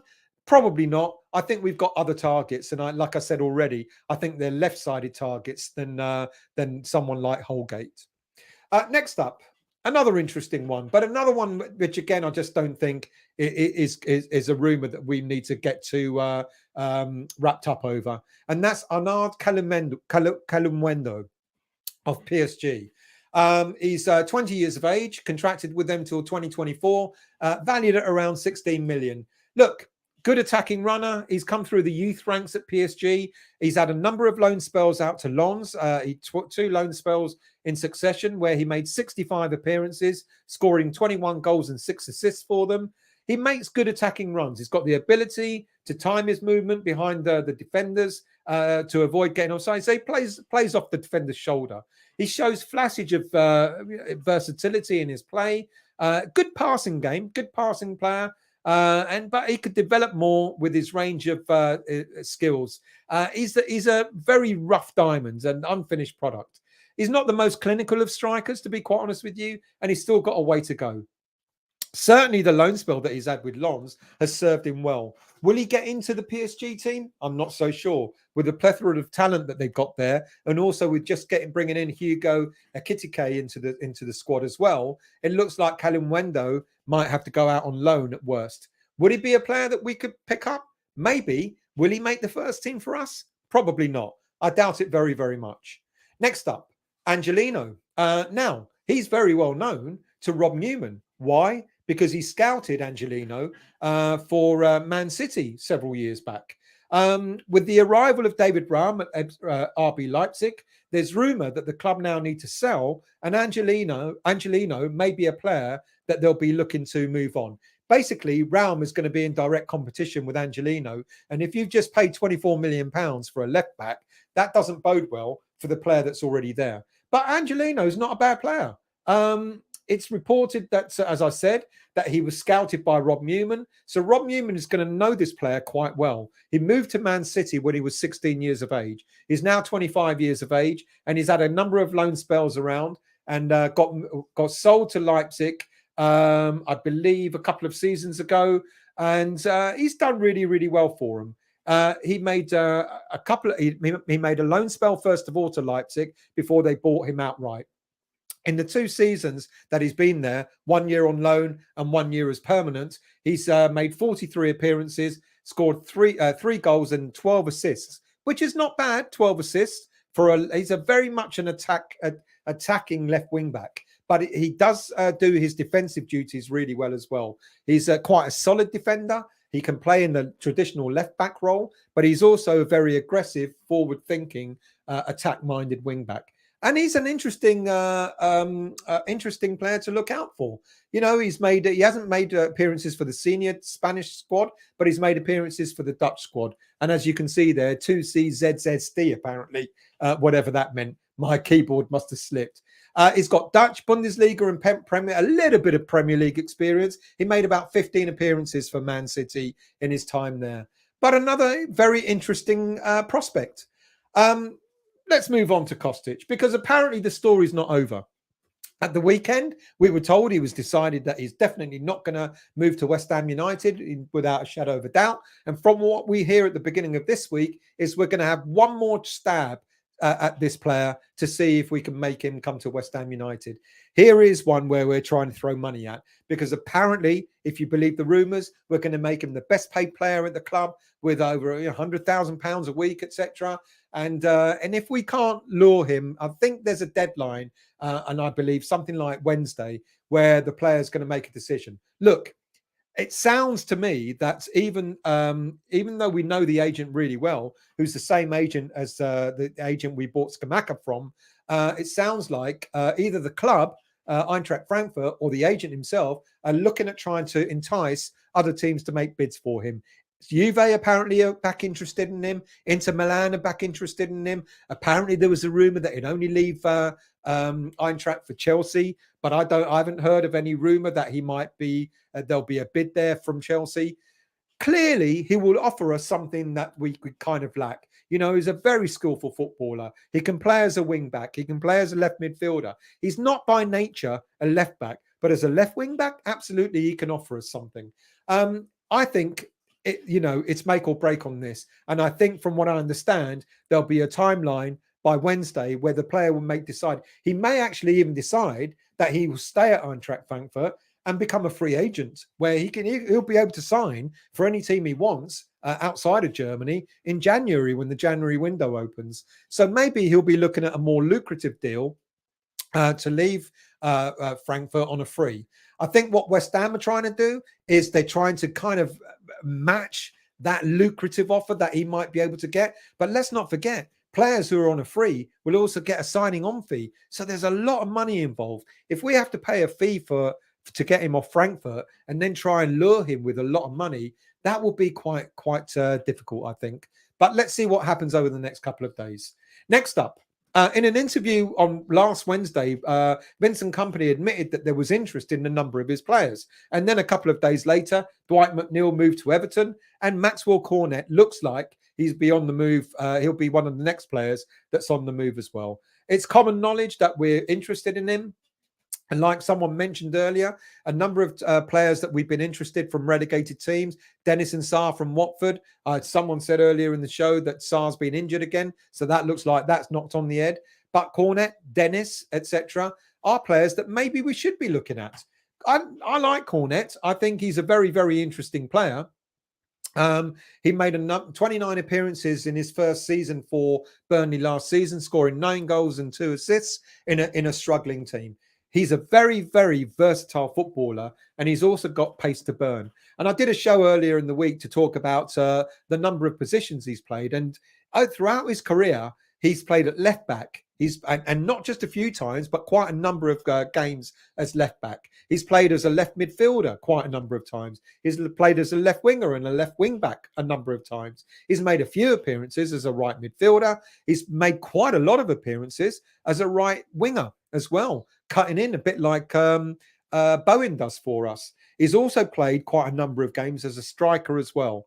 In his inaugural season for Burnley last season, he only played once as a left back. He played 8 times as a midfielder, left midfielder, 6 times as a left wing back, and then 12 times as a striker. So he is very, very versatile. Now, I think there's more interest in him than meets the eye, because there hasn't been a lot of talk about getting players in that could be cover for Bowen, whereas Cornet can do that. He can play that position. He can play quite comfortably as a left-footed player cutting in from the right, a bit like Bowen does. He can also play the wing-back role on the left side. He can also play the left midfielder role, etc., etc. And he can also play up front. And he's got pace to burn. He's got great pace. He's got great crossing ability. He's got good, solid defensive understanding as well. And what's not to like about this player? So apparently, the clause, buyout clause, is £17.5 million if anyone wants to buy him outright cash. Otherwise, if it's all these transfers, they're done on a scheme, aren't they? You pay a deposit and then you pay a bit more money over a certain period of time, etc., etc. We can get him if we want to bid for him and get him for £17.5 million just like that. The alternative, we might pay anything up to about £25 million if we pay on instalments. Look, I think he's a decent player. I don't see any reason why. He's got Premier League experience as well, why we shouldn't be interested in this player. Next up, Borna Sosa, another left back from Stuttgart. I think that's what Sean was talking about earlier on. Look, he's an interesting player that maybe we should be looking at. But the transfer rumours are not strong on this one. Look, another player, another wing back who's got great pace, can play as a left back, can play in a wing back role as well. Another player that's got fantastic crossing ability and very decent goal assist rate. Throughout his career, 124 appearances, 29 assists. Last season alone, he made, in 30 appearances, he made 9 assists. But let's go back to Angelino. He had 12 assists in the same league. So you've got a couple of players there that can offer you good assist rate, that can play as a left back, that can also play as a wing back, etc. And I'd be interested in either Angelino or Sosa, but I'd also wouldn't discount looking at Maxwell Cornet because he can offer us something elsewhere on the park, as well as being able to play on that wing back role. So Sosa, yeah, interesting player, but nothing's really materialized much over the last few days. Right, other players that we've talked about. Abdul Diallo. Apparently, PSG are looking to let this player go. I talked about him again in a midweek show. Looking to sell the player for around £17 million, 26 years of age. Now, he would be an interesting player to have as cover for the injured Aged. 17 million, not a lot for a, he's a really decent player. He's played regularly for Borussia Dortmund, played regularly for PSG, well, irregularly for PSG. The irony is when he was playing regularly for Dortmund, the reason why he moved from there is because he wasn't playing in his favoured position, which was centre back. He was utilised more as a left back. So he went to PSG to get more game time. I mean, you moved to PSG to get more game time? Well, that didn't quite work out. So he's an interesting one. Maybe if we're not looking to maybe buy this player, maybe a loan deal might be something that might interest PSG. He's still got a couple of years left on his contract, so they wouldn't necessarily lose out too much on his value if he went out on loan for a season. Like I said, he plays primarily as a left back. He's not comfortable. Sorry, he plays primarily as a centre back. He's not comfortable as a left back. He's got good long passing ability, comfortable modern day player where he can carry the ball out of central defence and can play a high press, which we know David Moyes likes. Could be useful in the counter attack, maybe. He's got good average stats, 2.3 tackles per game last season, 1.3 interceptions, 1.4 clearances, a decent 87% pass success rate. Not a bad player, not a bad player at all. A Senegalese international as well, 17 appearances. Next up, the latest rumour is that we made a bigger bid yet again for Peter Zielinski. Look, I don't know if it's true or not, to be quite honest with you. I can only go by what I read.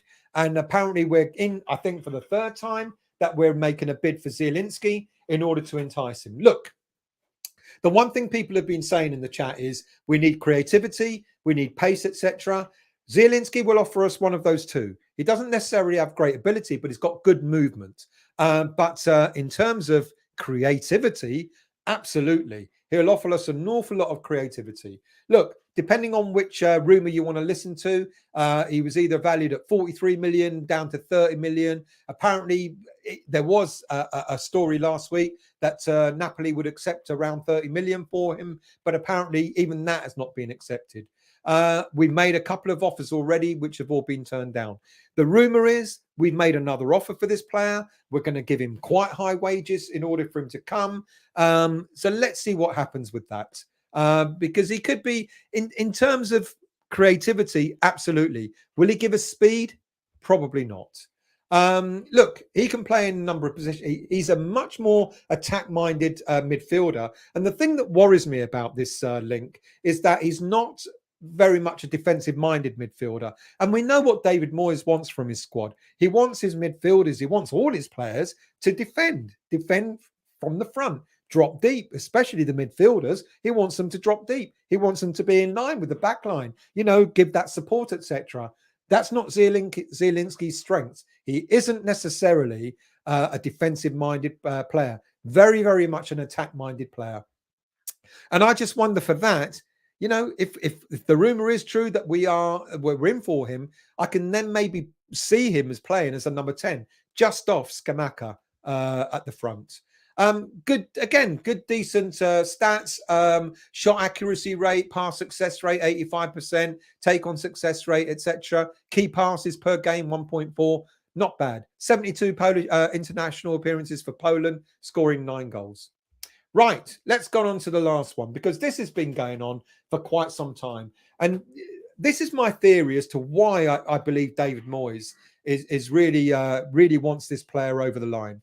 Right, there's still no update. Apparently, Lille keep turning down our offers. Apparently, the £32.5 million offer has apparently been turned down yet again. Lille want 50 million. We know he's not worth 50 million. Very good player, but we know 50 million for this player at this moment in time in his career is too much to pay for. Apparently, the player himself wants to come to West Ham, and it's thought the lack of response from Lille may give other teams an opportunity to bid for him. But no one else has made a bid for him as yet. If the rumour is true, we're the only team that has made a bid for him. He's an experienced he's a good midfielder. Apparently, Lille have already bought a replacement in Jonas Martin. So I think what Lille are doing, they're trying to eke out as high a deal as possible, and maybe look at maybe getting other teams to do a bidding war. And this is my theory on why Moyes may want to have Onana in the team. Look, like I said when I did the thing about Scamacca, please don't get hung up on the other players that I've got on the pitch. It's more to give you an idea of how Onana might fit into this team. And here's one theory. One theory is that he could be a player along Souček and Declan as a three in midfield to allow us to play a more attacking three up front, like Bowen, Scamacca and Antonio, or whoever it may be, with a four in defence. That three in midfield would be like a solid brick wall. And you can understand, maybe, if that is what Moyes is thinking, then that's why he wants Onana in the team. Also, another theory is that if you play the traditional 4-2-3-1 that we know Moyes likes, that might allow either Souček or Declan to play further forward. Now, one of the things that we're talking about is lack of pace, lack of creativity, etc. Declan is not the fastest of footballers, but he's got decent pace on him. And we know that he's got quite a bit of creativity as well. That's coming out more and more in his game. So if you've got the likes of maybe Souček and Onana holding the fort behind, that does allow Declan to move a lot further forward and alongside the likes of Bowen, Antonio, Fornals, whoever it may be, to feed Scamacca up front. So that's why maybe I think that why Moyes wants him. He knows the player is going to be a very, very solid defensive midfielder. And maybe there's a role there that he's thinking that frees up Souček and or Declan in order to get further forward, to give us that bit more creativity, because Declan has got that, and to give us that bit more pace. Not massive speed, but certainly a player that can carry the ball forward like Declan does, a bit like the Zielinski that I just mentioned, maybe like almost using Declan as a number 10. You know, Declan will drop deep when needed, but then coming forward, he could be that pivot between that player that's in the hole between midfield and our front line. Right, that's me. I've talked an awful lot. So let's see what you guys have to say. What should we do? Let's scroll down. Disabled team. I wouldn't mind if they were true, but they're not. I've checked. What? See, that's the first thing I should do. Not put a comment up that I don't know what you're talking about.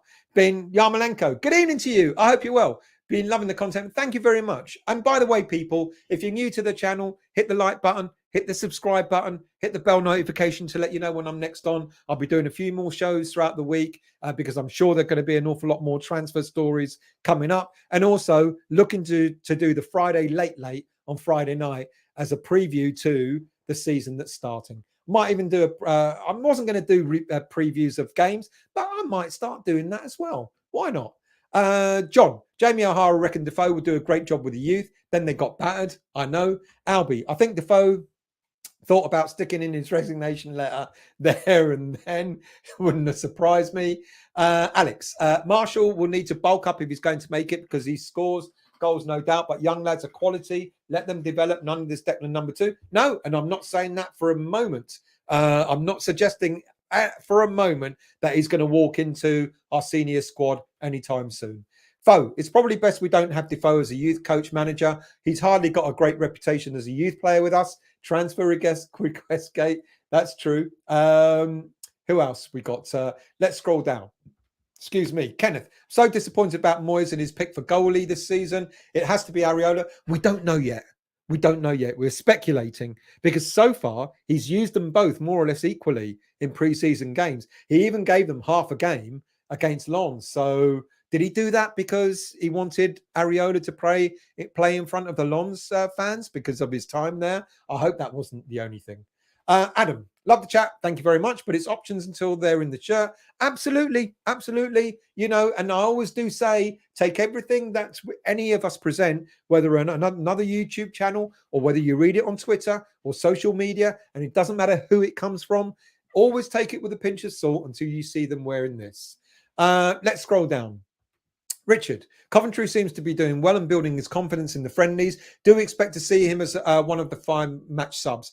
I'd like to think so, but as I kind of alluded to earlier on, mate, he's had 2 very good pre-seasons before this. This is his 3rd one in a row where he's done really well. And then he's kind of left languishing in the under-23s, and then he got sent out on loan. Last season, when he went to MK Dons, he did fantastically well. I'd like to think that he would be an alternative, absolutely, but I'm not sure.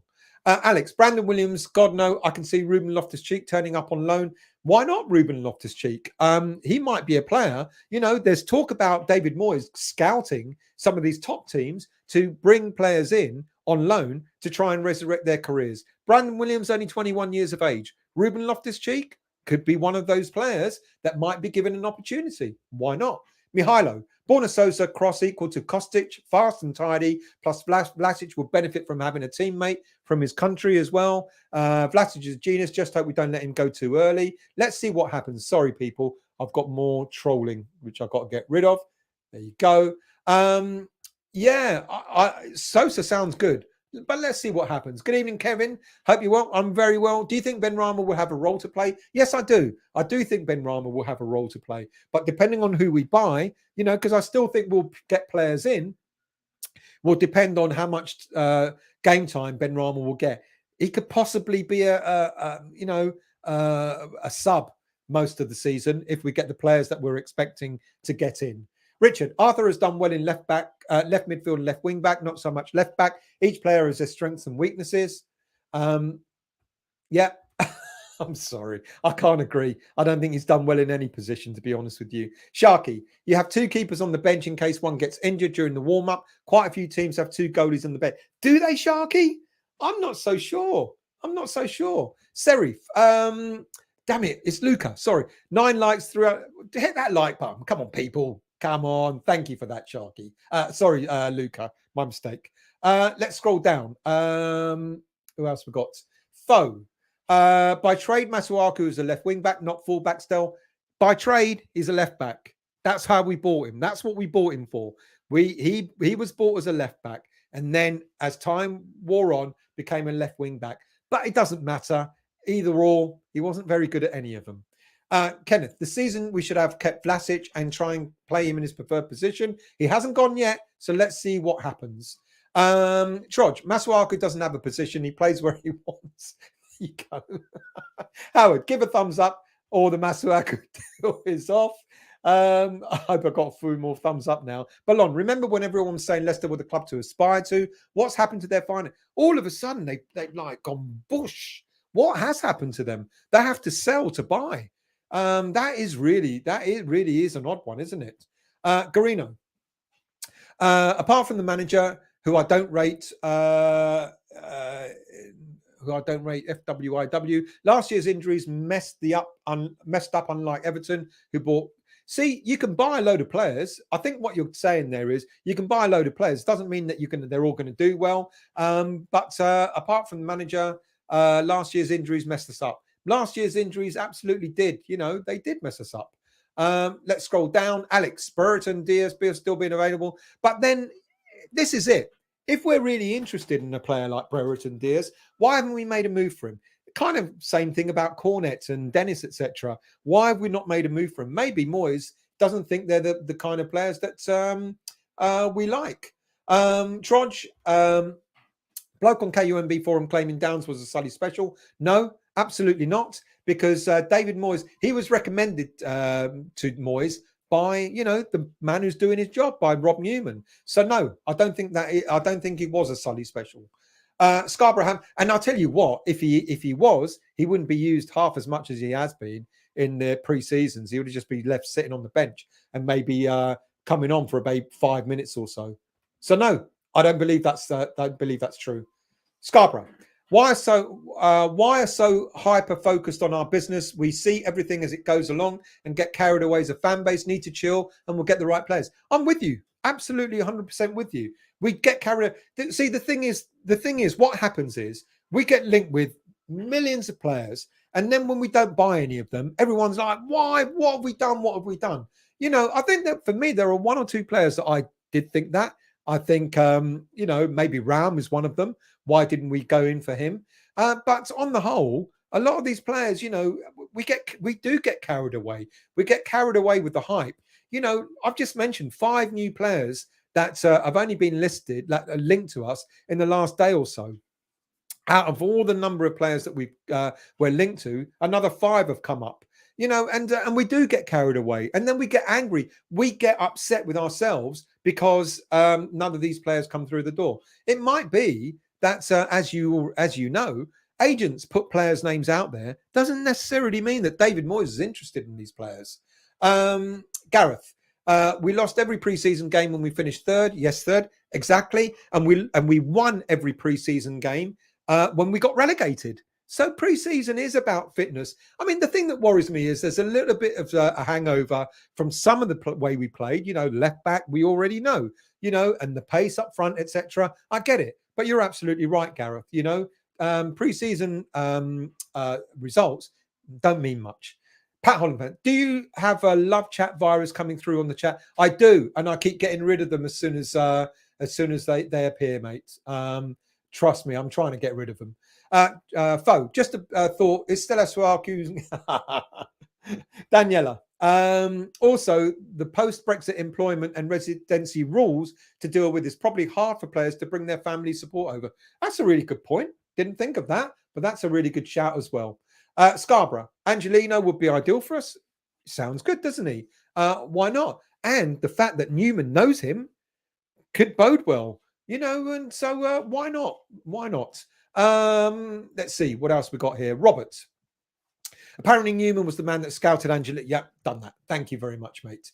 Anthony, think that Newman, the board, need to take over signings because we need about 4 more players quickly. Moyes needs to concentrate on the first team. I think that's what's happening. I mean, we get so many stories being given to us that only David Moyes and Rob Newman are sitting in the room negotiating deals. Clearly, that's not happening at the moment. And then we heard about Lady Brady was apparently trying to do a deal for Broja. Remember him? Apparently we were looking and she was, you know, so it does sound like Newman is doing the job he's meant to do. And Moyes has got to rubber stamp it. Here's a player. Interested? No. All right, we'll move on. Here's another player. Interested? Yes. Right, let's start the negotiations. Trouble is, the negotiations sometimes do take up a long time. Huge. Weigl is not in the same league as Onana. Look, you know, I'm only going by what I read. Weigl has made the German team. He must be pretty good, but I make you right. It may be that Onana is a much, much better defensive midfielder than Weigl is. Disabled team. I live a sad life to watch a lot of different YouTube channels. Even the Everton faithful don't rate Holgate. No, I don't think many people rate Holgate, to be honest with you. And I don't think that rumor is true. No, not Mason Holgate. Everton fans will drive him down to us. There you go. See, there you go. Callum Mendo, can't see it happening, to be fair. PSG are trying to keep hold of their youth players. New transfer strategy under Luis Campos. Maybe a loan, but like you said, I don't think Callum Mendo is a real option for us. Good evening to you, Schizo. How are you? The weekend is coming fast. Who are we getting in? Well, no one. I hope you're well, mate.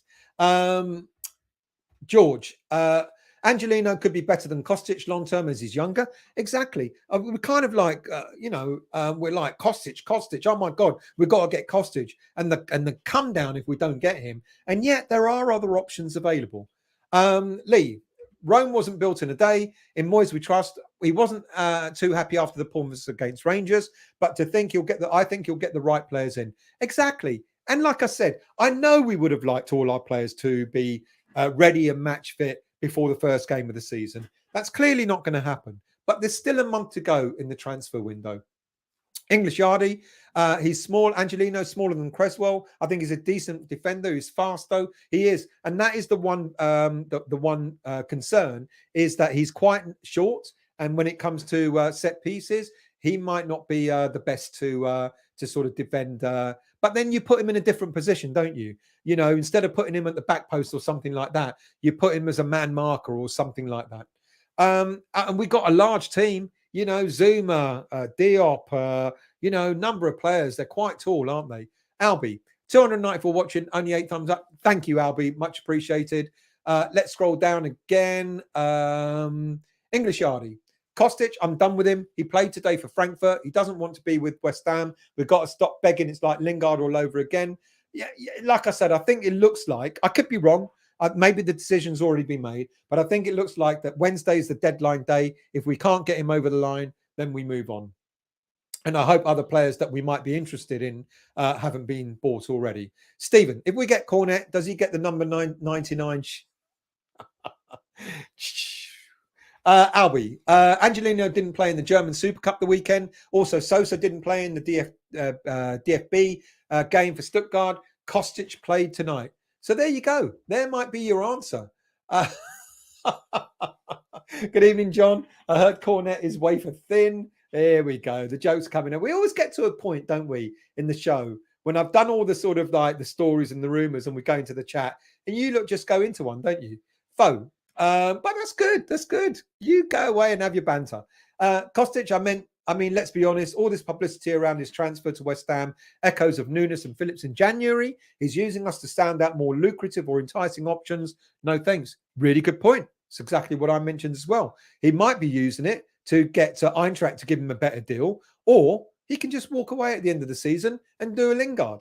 Garino, Schizo, seriously though, I'm hopeful of getting Onana. Lilla reported signing a new midfielder soon. They've already signed one central midfielder. Let's get rid of that. So maybe they're getting ready to sell him.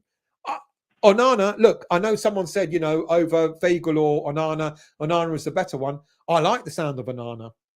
I think he sounds like a very decent player. As I've mentioned, he'll give us options on the pitch. You know, might be able to use Declan in a different way, Souček in a different way, etc., and give us different formations that we can play. So yeah, I can see why David Moyes is pushing for him. But Onana aside, we still need to address another couple of areas, don't we? We still need to address pace in the team, and maybe like someone like a Cornet or something could give us that. Maybe Angelino could give us that as well. Let's not forget also Scamacca. He's quite pacey. Antonio, he's quite pacey as well. I think we're kind of conditioned. We think it's going to be either or Antonio or Scamacca on the pitch. I think there'll be games when they'll both appear on the pitch at the same time. You know, they might start games at the same time. You never know. 2 up front. Fucking hell, David. Stephen, basically we're linked to every left back this side of the moon. Yeah, that is true. That is true. Schizo, Carino, I think we're going on. I think that things are going on in the background. I think there are things going on for certain players in the background, without a doubt. Garino, if Frankfurt wanted Raspadori as Kostic's replacement, why don't we sign Raspadori instead? He would link up perfectly. I said this a few weeks ago. You know, Raspadori, I would love to get at West Ham United. He's a very, very, very decent footballer indeed. Very decent player. I'd love him to come in at West Ham. And you're absolutely right. You know, him and Scamacca played well together when they were both in Sassuolo. So why not? Really good shout. Cornet is a decent option for left wing back or left midfielder and striker. Reminds me of another Moisés favourite, Antonio. Basically another Swiss Army knife squad player. And why not? Why not? Without a doubt. I agree. Ignore the crap that keeps coming up, people. I can't do anything about it. Graham, hi to you, mate. I hope you're well. Very much enjoy it. Thank you very much. It's a stat holiday here in Canada. So I'm laying on the couch listening to this. Keep up the good work. Thank you. I mean, I love that. You know, you lot waste your time listening to the crap I come out with. I'm flattered, but thank you very much. Albie, Martin Terrier from Rennes, another Moyes type player across the front three, primarily as a left winger. 21 goals, only Mbappe scored more. I'll make you right. I haven't actually mentioned him so far in any of the shows I've done, but we have been linked to him. But the rumours are not sort of like, they're not very strong, to be quite honest with you. Hammerstad, looking forward to seeing a Smacker, Antonio, seeing Smacker. Smacky's got a nickname already. Looking forward to seeing Smacker, Antonio and Bone together up front and how we work. And there you go. what I said as well, Hammer's dad, imagine having them three up front, as a front attacking force. You need to make sure that your midfield is solid. So I see why maybe Onana is a typical player that Moyes might want to get to allow that attacking prowess. Good evening, good morning to you, Kieran. I hope you're well. How many have we signed overnight? None yet, but don't go to bed. We have signed Borna Sosa. Don't listen to Sean unless he knows something I don't. Crosshammer. Still, if you need another mod, hit me up, fella. Email me. If anyone wants to be a moderator on here, westhamvoice@gmail.com. Because unfortunately, poor Hammerette is the only one at the moment that's doing the job herself, and she's had to run off. She better not be on another channel tonight. But yeah, westhamvoice@gmail.com, and let me know if you fancy being a moderator. I'm not saying I will let all of you be moderators, but maybe one or two favourites. You never know. Hammer's dad, if we have to pay 40 mil for a left wing back, so be it. That's our weakness, unfortunately. But how many times are we going to have our pants pulled down? Huge. Zielinski 28 and Kostic 30, not exactly like Red Bull models. This is the thing I'm kind of getting, and I sort of said that about Zielinski, and I got slated for it. But he's a brilliant player, etc., etc. I'm sure he is, but we're paying top dollar. We're going to have to pay a lot of money for them, either through a fee or a big salary, or both. And 28 and 30, or Kostic 29. Yeah, I wonder, Chris.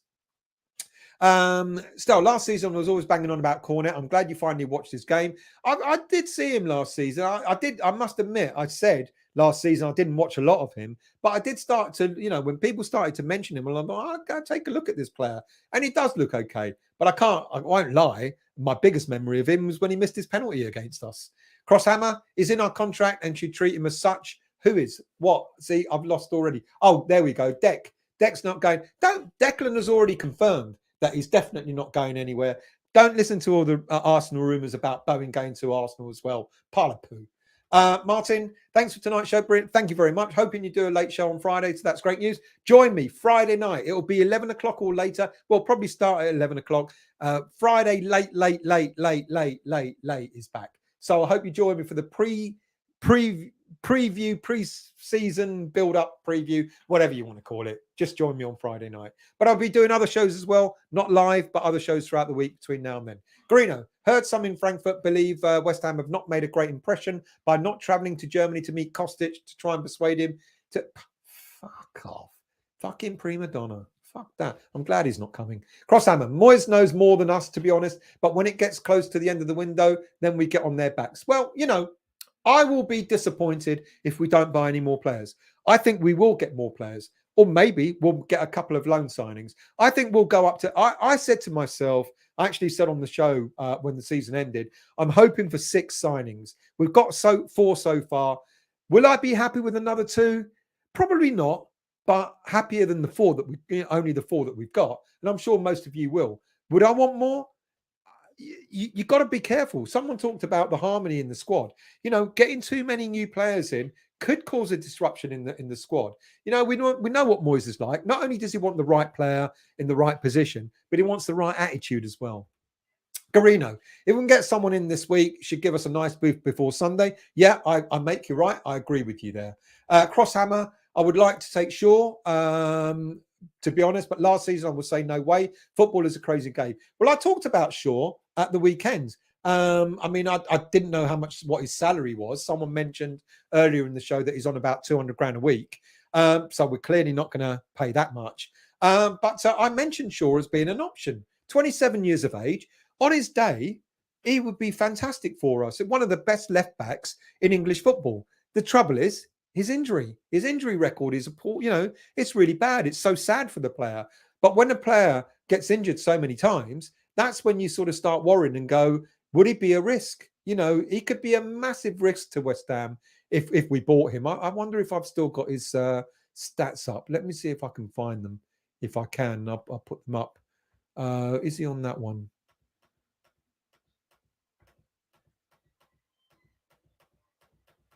There are all the other players I talked about. No, it's not on that one. So forget that. But yeah, and the only thing that holds Shaw back, unfortunately, is the fact that he gets injured so much, which is such a shame. Let's scroll down. Hammer Mulder, afternoon to you. Everyone needs to calm down. Things will happen. Thank you. I agree. Let's scroll down. What else we got? Crosshammer. Stel, give a spanner to someone here, fella. There's loads to choose from. I can be too. Email me and we'll talk about it. Good evening, Glenn. How are you? Watford fans said that about Dawson driving him down to London. Look what happened to him. So if Moyes wants Holgate, I don't think Holgate will happen, to be quite honest with you. Good evening to you, Irish Tommy. How are you? I heard Cornet doesn't do well in hot weather. We've done the jokes already, but well done, mate. Trodge. City and Arsenal are looking at Grimado, so he might string us along like Kostic till the last minute, though. Who might do? See, I lose track. How far behind am I on the chat? Not far, actually, just 5 minutes or so. So let's see if I can catch up. Let's scroll down. Chris Nix, mate. Zielinski, he's more focused on the war right now. And mate. English Yardy, we need Onana. Having his presence with Declan and Souček, wow, just get the deal done, because if we don't next season, his value would be a lot higher. I'm hoping Newman is courting Onana. We are courting him. And, but we know if we pay top dollar for him now, how much are we going to sell him on for in 5 years' time or so? But anyway, that's it. I'm down to the bottom. Anthony, I'll do that one last one. Swap your 4-2-3-1 Souček forward. Yeah, maybe. I think what I was trying to say was, Anthony, is it gives us more options, because if you've got someone like Onana sort of holding the fort, it can allow both Souček and Declan to go more forward as well. Right, that's it, people. Thank you very much. Much appreciated. Always a pleasure to interact with you guys. Really, really appreciate that. It makes the show. If you're new, hit the like button. If you're new, hit the subscribe button. Hit the bell notification to let you know when I'm next on. Look out for some of the pre-recorded shows that are coming up during the week, because I'm sure there's going to be a lot of transfer stuff happening this week. And also look out, come on and join me on Friday night for the Friday late show. And then, of course, we kick off next week, don't we? Thank you all for watching. Really much appreciated. Thank you for all the interaction. Have a wonderful week, and I'll see you all very, very soon.